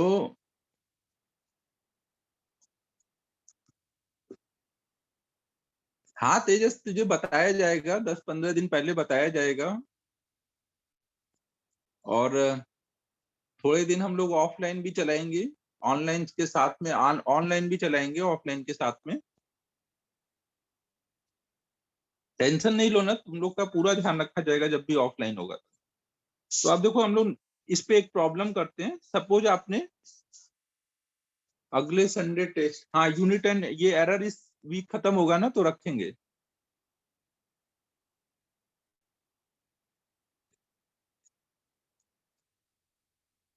तो ये एक क्वेश्चन दे देता हूँ फिर बातें करता हूँ। मान लो आपने कहीं रीडिंग निकाल रहे हो और ये कुछ कुछ वैल्यूज आई हुई है।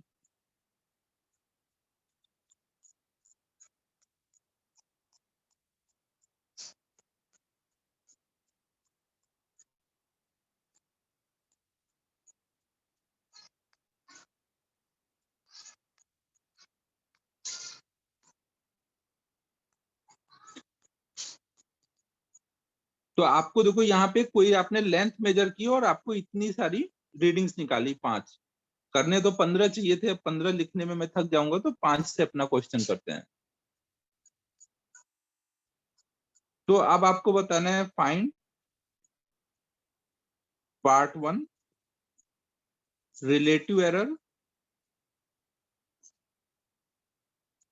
परसेंटेज एरर,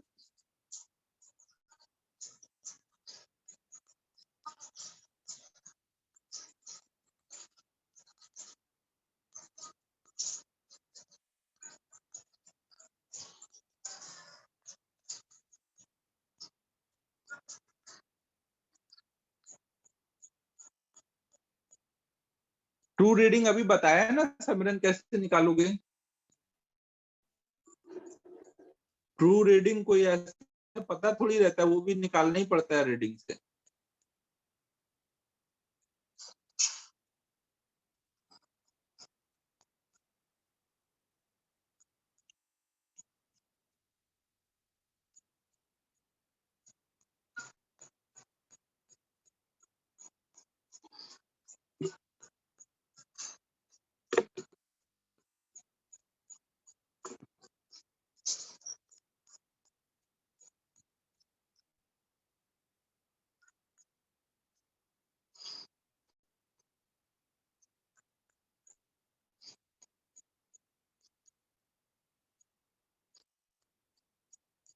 जल्दी जल्दी करो बच्चों, अभी एरर में बहुत बचा है पढ़ाने के लिए।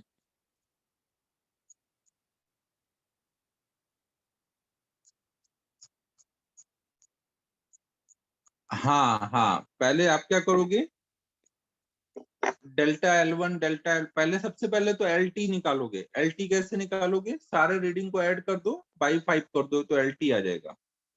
फिर डेल्टा L1 डेल्टा L2 ऐसे डेल्टा L5 तक निकालो, फिर उसका मीन लो।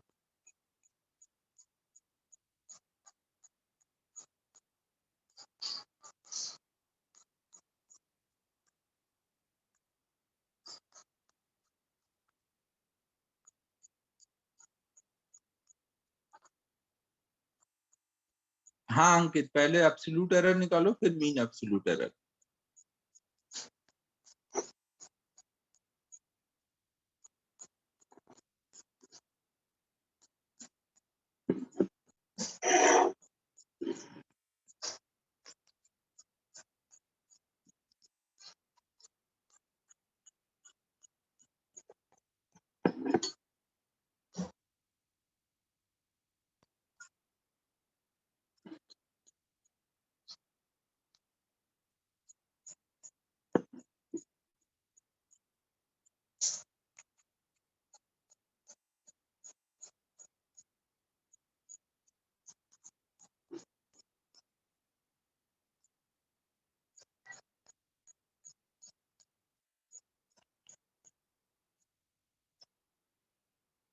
सबसे पहले ट्रू वैल्यू निकालते हैं, तो उसके लिए हम लोग L1 L2 ऐसे पूरा L5 तक।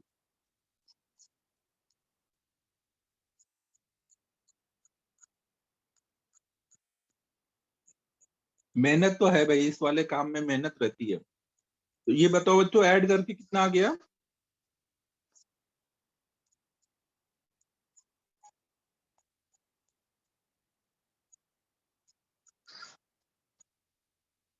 बाई 5 से डिवाइड भी कर दो, 5 से डिवाइड भी कर दो।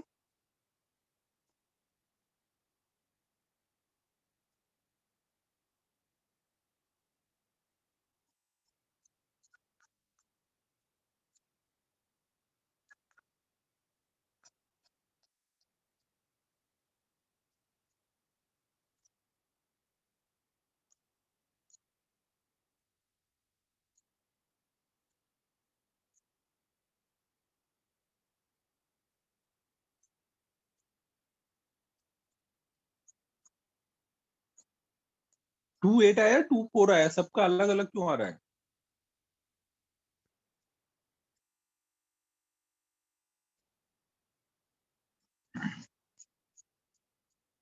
तो इसको हम लोग राउंड ऑफ करके, अगर हमने स्केल से रीडिंग ली है ना, तो स्केल से डेसिमल के 1 डिजिट तक ही मेजर हो सकता था ना, तो यहाँ पे भी डेसिमल की 1 डिजिट तक ही रीडिंग बताएंगे, तो इसको राउंड ऑफ कर लेंगे।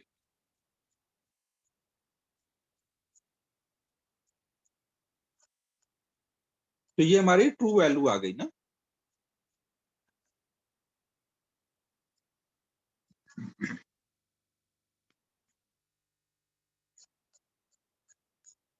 टू फोर आया है। अरे यार तुम लोग क्या कर रहे हो? ये लास्ट डिजिट सबका ऐड कर लेते हैं, देखता हूँ। 5 और 8, 13, 14। अबे यार 4 तो आ रहा है, ये कैसे 8 बोल रहे हो तुम लोग?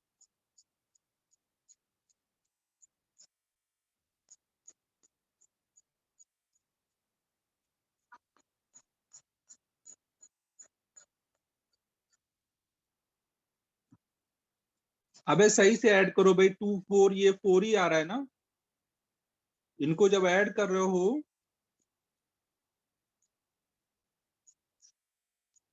तो 4 ही आ रहा है, अच्छा डिवाइड भी करना है। Okay okay. अच्छा हाँ हाँ हाँ ठीक है।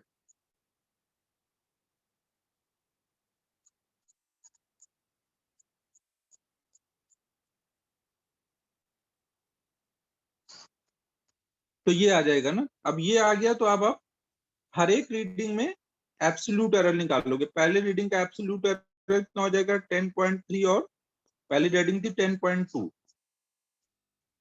तो 0.1 ना। मॉड लगा है मतलब आपको प्लस में ही बताना है।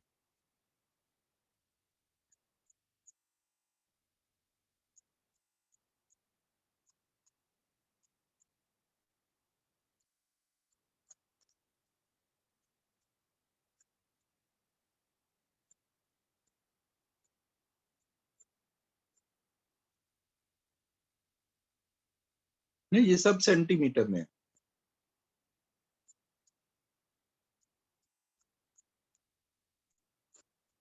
9.8 था ना, 9.8 है ये।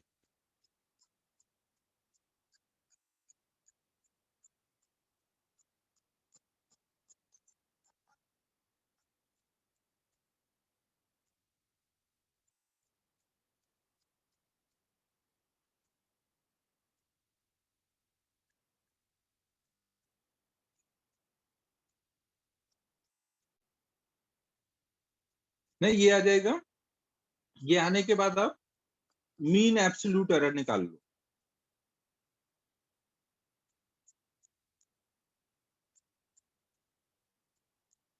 तो ये कितना हो जाएगा?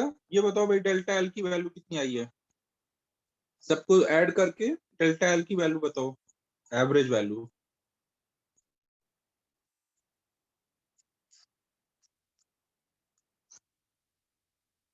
0.4। तो अब डेल्टा एल पता है, एल पता है, तो अब हम लोग अब रिलेटिव एरर निकाल सकते हैं। रिलेटिव एरर कितना हो जाएगा? डेल्टा एल अपॉन में एल टी।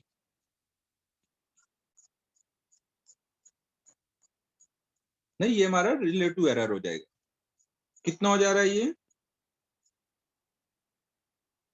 कर लेना अब इसको सॉल्व ना। क्वेश्चन में अगर बोला गया है कि सिग्निफिकेंट फिगर के अकॉर्डिंग बताओ, तो सिग्निफिकेंट फिगर के अकॉर्डिंग बताना, अदरवाइज सॉल्व करके आप बता दो 2-3 डिजिट तक। फिर परसेंटेज एरर के लिए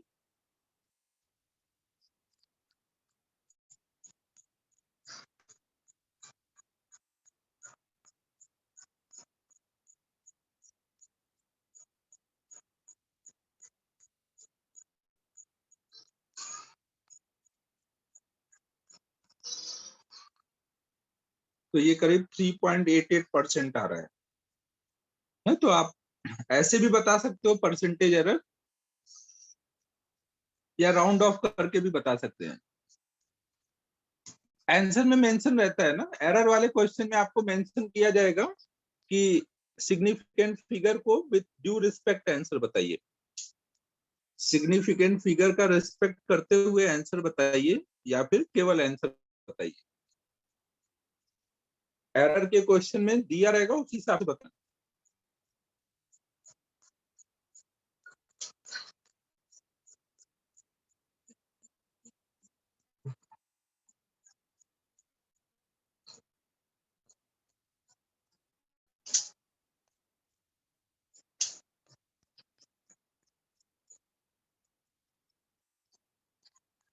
तो देखो हम लोग एरर निकालना सीख गए ना। अब नेक्स्ट है कि ये एरर आगे प्रोपोगेट कैसे करता है। मतलब आपने एक्सपेरिमेंटली मान लो एक ए निकाला एक बी निकाला, तो ए में भी कुछ एरर आया और बी में भी कुछ एरर आया। तो अब इन दोनों को अगर आप यूज करके कुछ और निकाल लो, मान लो इनको ऐड करके कुछ और निकाल लो, या सब्ट्रैक्ट करके कुछ निकाल लो, या मल्टीप्लाई करके कुछ निकाल लो, या डिवाइड करके कुछ निकाल लो, तो उसमें कितना एरर आएगा। मतलब प्रोपोगेशन ऑफ एरर, मतलब आगे की चीजों में एरर कैसे प्रोपोगेट करेगा।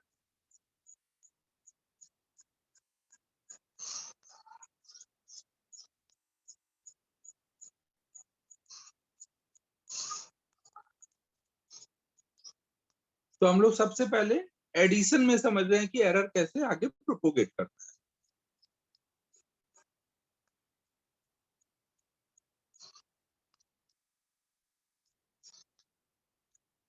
मान लो आपको c equal to a plus b दिया है, z लिखता हूं इसको अलग z। मान लो z equal to a plus b दिया है, a और b आप एक्सपेरिमेंट करके निकाल रहे हो, तो इसमें कुछ एरर आ रहा है, इसमें कुछ एरर आ रहा है, तो z में कितना एरर आएगा हमें ये निकालना है। और हमेशा ध्यान रखना है एरर हमेशा मैक्सिमम बताते हैं।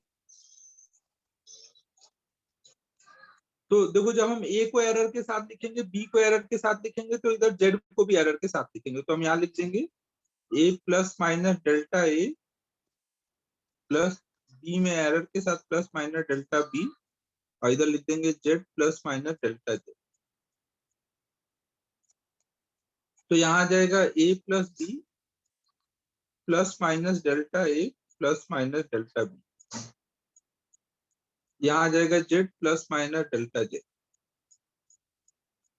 तो देखो ये a प्लस बी जेड के इक्वल है, तो ये वाला पार्ट कट जाएगा। तो मतलब z में एरर कितना आएगा, delta a plus delta b आएगा ना, दोनों के एरर ऐड हो जाएंगे। अब इसका मतलब समझो क्या हो रहा है यहाँ। देखो मान लो a की वैल्यू है कुछ 10.1 सेंटीमीटर,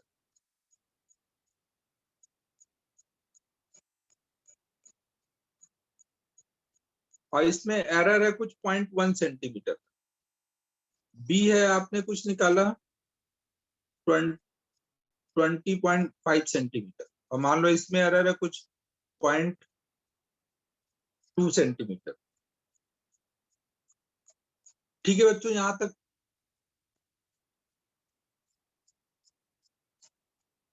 तो अब अगर आप ए और बी की वैल्यू सोचो तो क्या क्या क्या आ सकती है।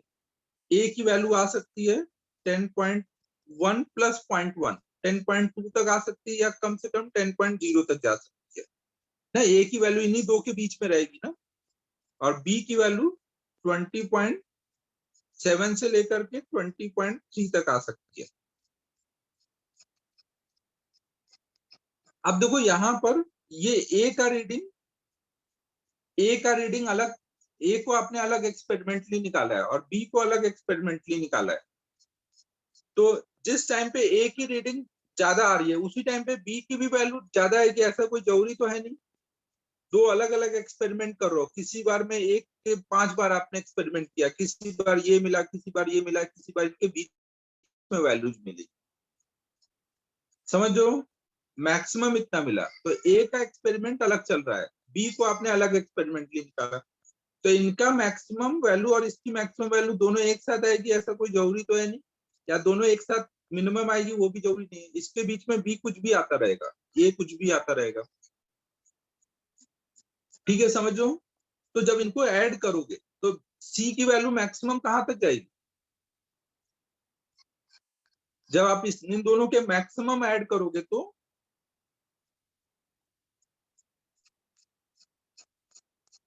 और मिनिमम कितना हो जाएगा?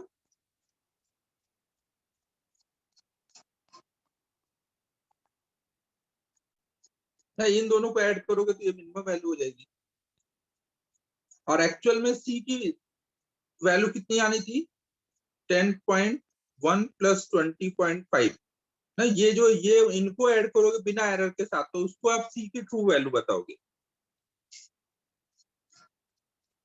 समझो, तो सी की वैल्यू में क्या हो रहा है? 0.3 ज्यादा हो रहा है या 0.3 कम हो रहा है? तो वही आपने निकाला है कि जेड की वैल्यू में सी मतलब यहाँ जेड है ना, जेड की वैल्यू में कितने का एरर आ रहा है? यहाँ डेल्टा जेड कहां से कहां तक जा रहा है? 0.1 और 0.2 का ऐड करके 0.3 तक जा रहा है। हाँ, तो 0.3 का एरर है, तो जेड को हम से बताते हैं, जेड को आप बताओगे 30 प्लस माइनस 0.3 ना। आपने मैक्सिमम वाला एरर ऐड किया, डेल्टा डेल्टा की मैक्सिमम वैल्यू को बताया।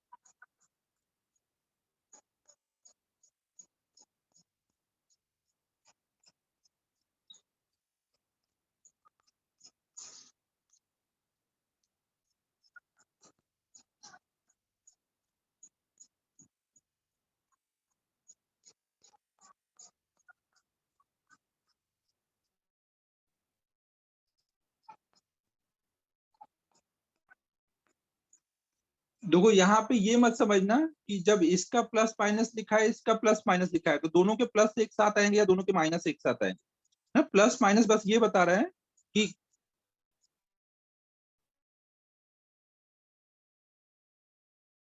ज्यादा होता है, हो सकता है जिस टाइम का ज्यादा हो रहा हो इसका ज्यादा हो, या दोनों का एक साथ ज्यादा। पॉसिबिलिटी है ना, 4 पॉसिबिलिटी है यहाँ पे। तो हर पॉसिबिलिटी लेने के बाद जो सबसे ज्यादा एरर आएगा वो वाला बताओगे। सबसे ज्यादा एरर कब आएगा? जब दोनों के ऐड हो रहे हो।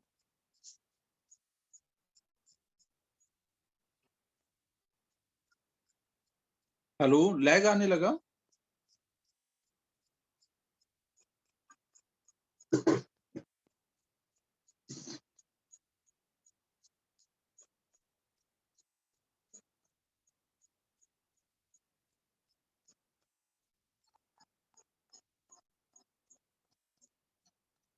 हाँ, आज तो 9:30 से पहले ही शुरू हो गया।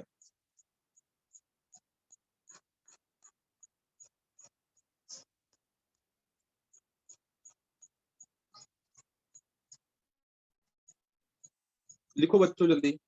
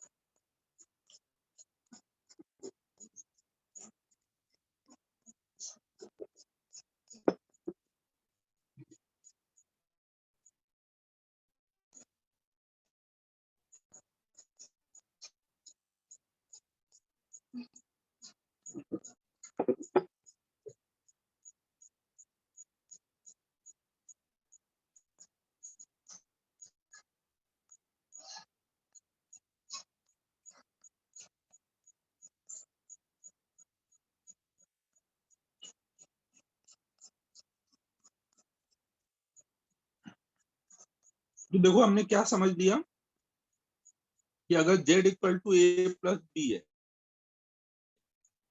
a की वैल्यू है a प्लस डेल्टा a भी हो सकती है,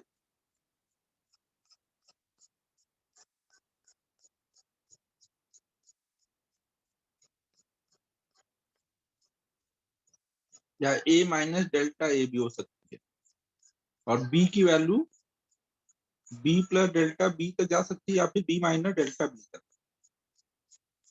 तो z तो आप निकालने के लिए a प्लस b लगा दोगे, और डेल्टा z के वहां पे 4 कॉम्बिनेशन बनेंगे है, क्योंकि जब इसका मैक्सिमम आएगा तभी इसका मैक्सिमम हो, जरूरी नहीं है ना, कोई कभी भी आ सकता है।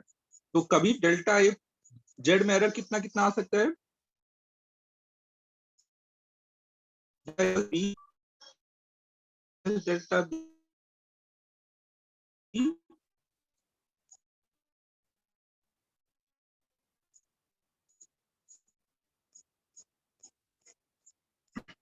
ना तो मैक्सिमम ये आ सकता है या माइनस में ये आ सकता है, दोनों एक ही चीज है ना।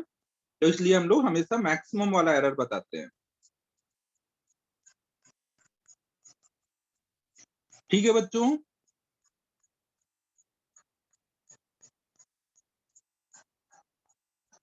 फिर से लैग आया।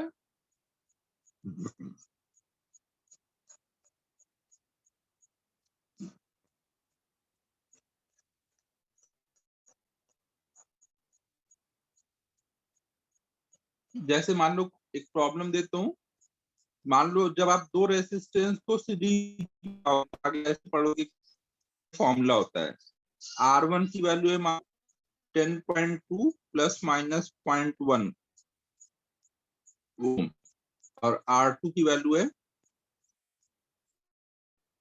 20.3 प्लस माइनस 0.2 ओम। तो यहाँ पे R की वैल्यू बतानी है कितनी होगी।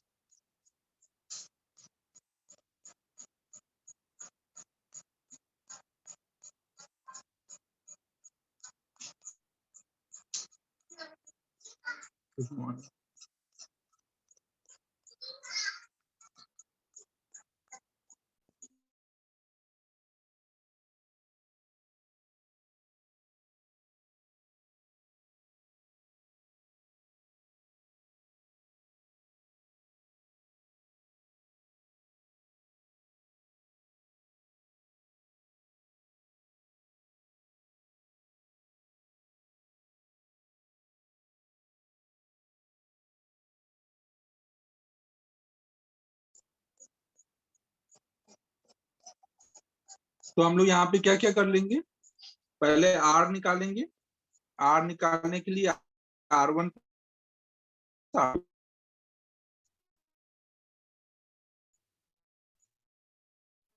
R2 ऐड कर देंगे। फिर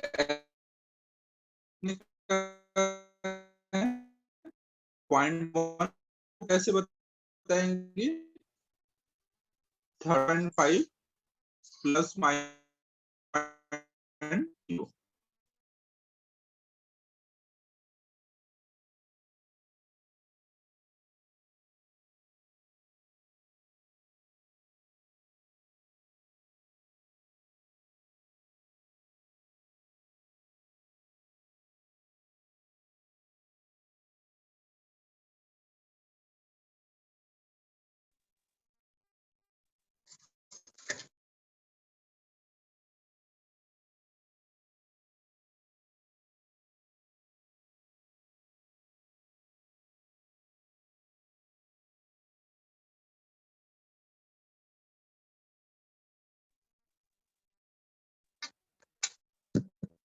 तो लैग आ गया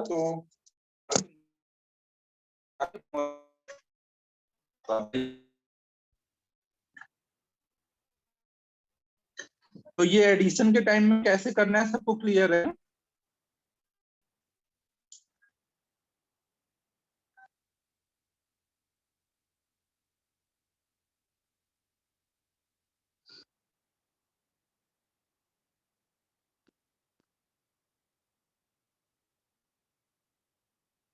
फिर इसके बाद नेक्स्ट सब हम लोग देख रहे हैं सब्ट्रैक्शन में अब कैसे एरर प्रोपोगेट करता है ना, मान लो ए और बी आप एक्सपेरिमेंटली निकाल रहे हो, फिर ए माइनस बी करके जेड निकाल रहे हो, तो अब ए में डेल्टा ए का एरर है और बी में डेल्टा बी का एरर है। तो जब आप जेड निकालने जाओगे तो जेड में क्या मिलेगा,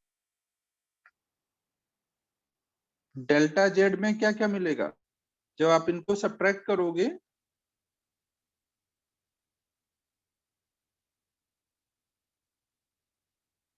तो यहाँ पे क्या क्या केसेस मिलेंगे,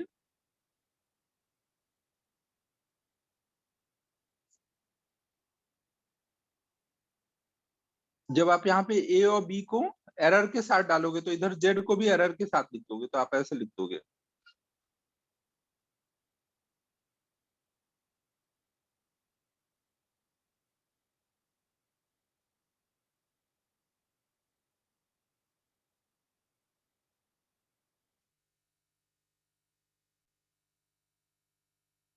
नहीं, ये ऐसे आ जाएगा। तो z equal to a minus b था, तो ये कट जाएगा, तो इससे जेड की वैल्यू क्या आ रही है,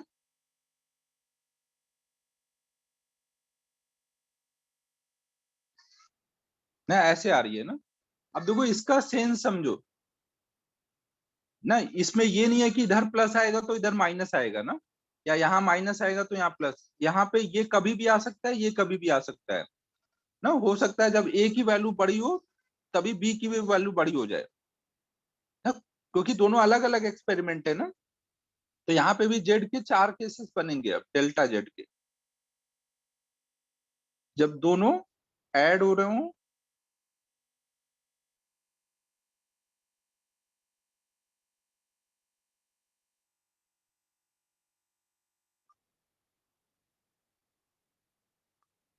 और एरर आपको हमेशा मैक्सिमम बताना रहता है ना, तो एरर यहाँ पे भी कितना बताओगे,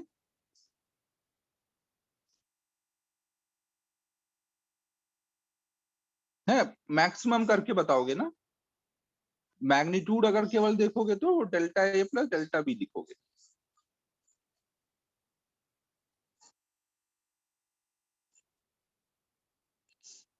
समझ बोल रहा हूँ,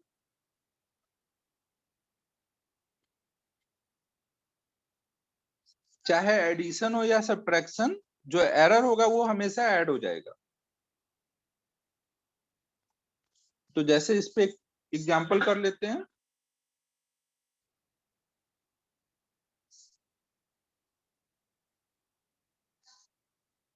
मान लो रूम टेम्परेचर अभी शुरू में 20.5 डिग्री सेंटीग्रेड, फिर बारिश हो गई और टेम्परेचर गिर के हो गया 15.2 डिग्री सेंटीग्रेड। तो आपको पूछा जाए कि फाइंड फॉल इन टेम्परेचर ना, मतलब डेल्टा फॉल मतलब इनिशियल माइनस फाइनल करेंगे ना, चेंज नहीं है ना, फॉल निकालना है।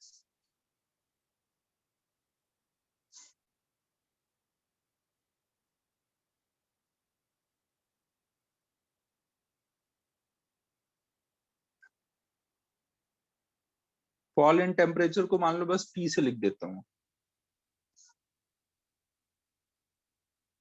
सॉरी, इसमें एरर बताना रह गया। पहले वाले में एरर कितना है, 0.1 डिग्री सेंटीग्रेड। दूसरे वाले में एरर मान लो 0.2 डिग्री सेंटीग्रेड है।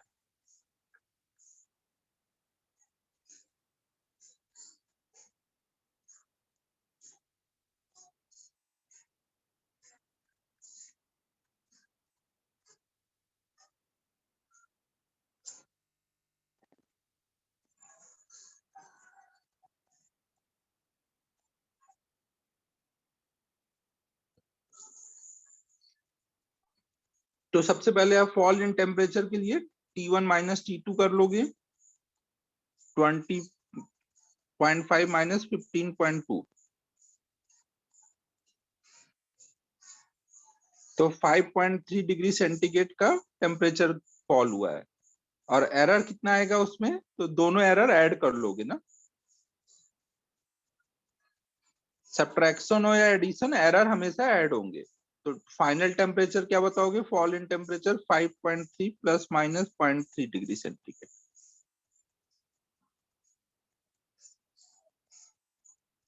समझ आया बच्चों? राइज हो या फॉल, हमेशा हम ऐसे प्लस माइनस करके बताते हैं।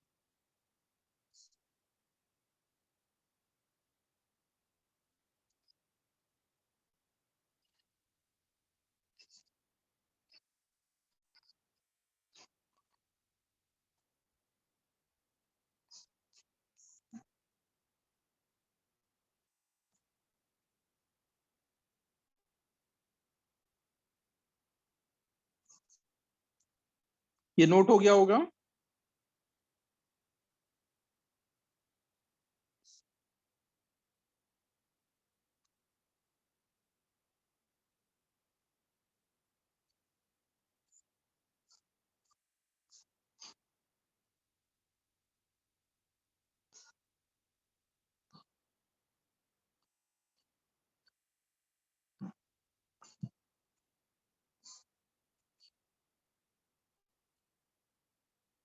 अब टाइम तो अगला टॉपिक शुरू करने के लिए है नहीं, तो अब TWT पहले बता दो क्या क्या अगले वीक का रखना है। फिजिक्स में होमवर्क देता हूँ आयुष, 1 मिनट। फिजिक्स में तो यही यूनिट एंड डायमेंशन रहेगा, मतलब अब आगे जो पढ़ा है वो वाला पार्ट, एरर वगैरह नहीं, इस बार वेक्टर नहीं है ना, बट यूनिट डायमेंशन और एरर होगा।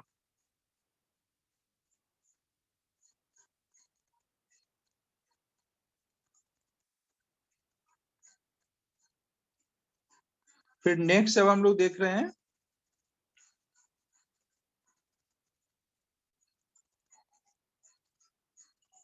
और उसमें केमिस्ट्री में कितना क्या होगा, केमिस्ट्री का बताओ बच्चों।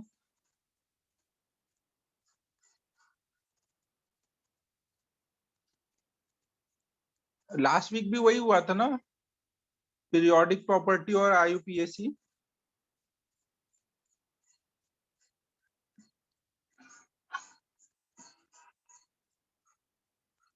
तो पीरियोडिक रख लो इस वीक में जो खत्म हुआ है।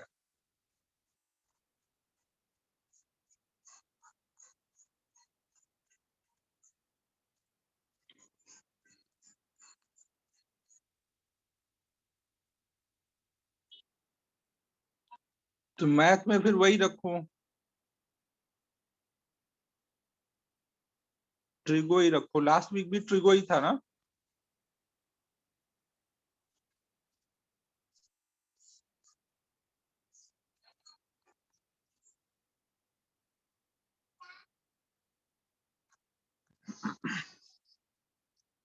क्रिस यार इस वीक में वो पुराने टॉपिक मत रखो, क्योंकि अभी इस वीक में अभी वर्नियर कैलिपर स्क्रू गेज कई सारा पढ़ा दूंगा, तो नए टॉपिक है, पहले उन पे अच्छे से फोकस कर लो। जब रिवीजन रहता है तब पुराने टॉपिक इंक्लूड करेंगे। ठीक है, फिर यही रखते हैं ना। वो तुम लोग का 10 बजे तक करना था यार, फिजिक्स का क्लास मैं बोलना भूल गया। देखो एक रिवाइज टाइम टेबल या तो करवाता हूँ।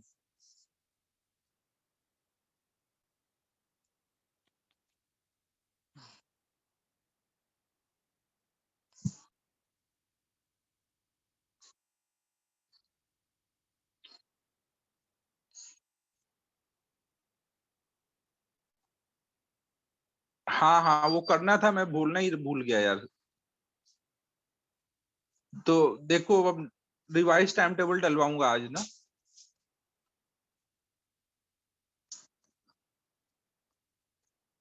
बाकी तो अभी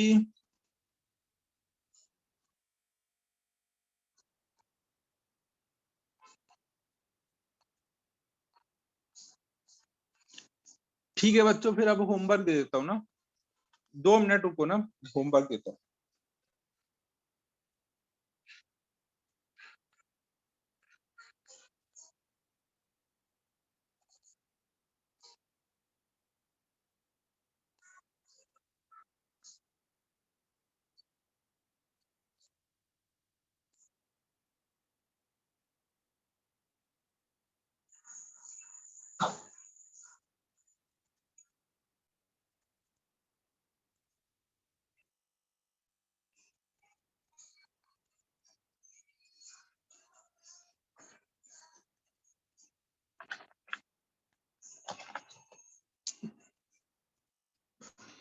केवीपीवाई के लेक्चर कंपलसरी करना, तो हमने पूछा ये कंपलसरी है क्या? हाँ, अभी तो आज जो टाइम टेबल है अभी वही फॉलो करो, कल वाले टाइम टेबल में अगले वाले में चेंज कराऊंगा, वो ग्रुप पे डलवा दूंगा ना, उसके बाद ही चेंज करेंगे, चेंज होने के बाद ग्रुप पे डलवा दूंगा।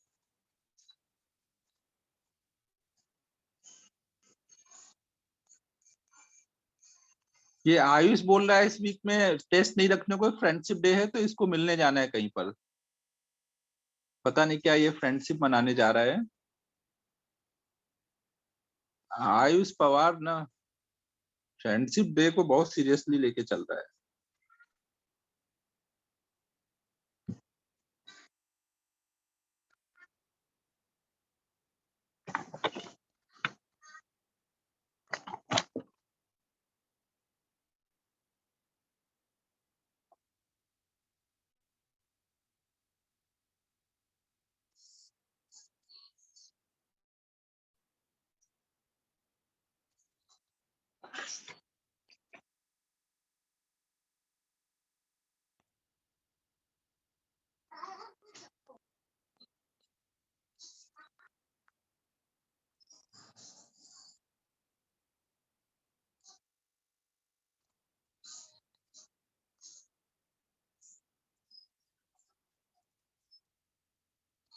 ये तो मुझे भी समझ नहीं आ रहा है यार क्रिस, ये फ्रेंडशिप डे और वैलेंटाइन डे को कैसे ये रिलेट कर दे रहा है आयुष।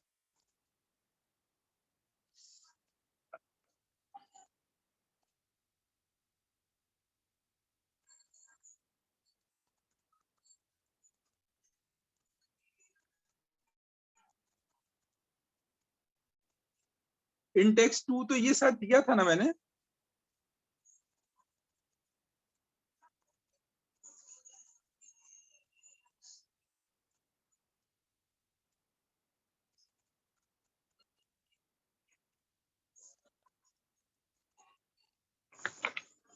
4 तक तो वही 4 तक ही फिर से लिखा यार, इतना ही करा है पाया अभी तो।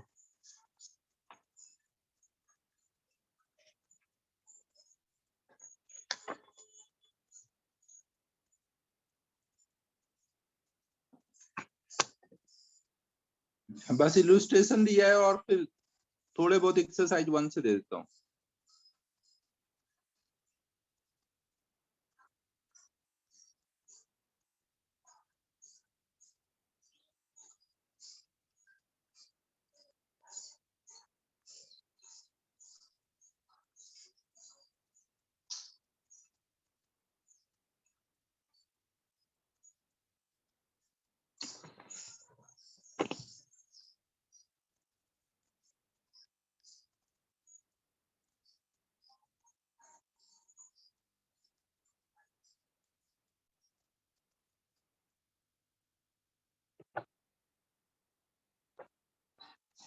ठीक है, बस इतना ही कर लो ना।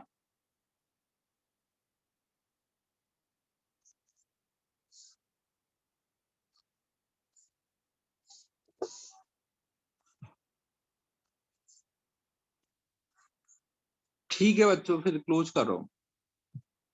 Bye everyone, bye.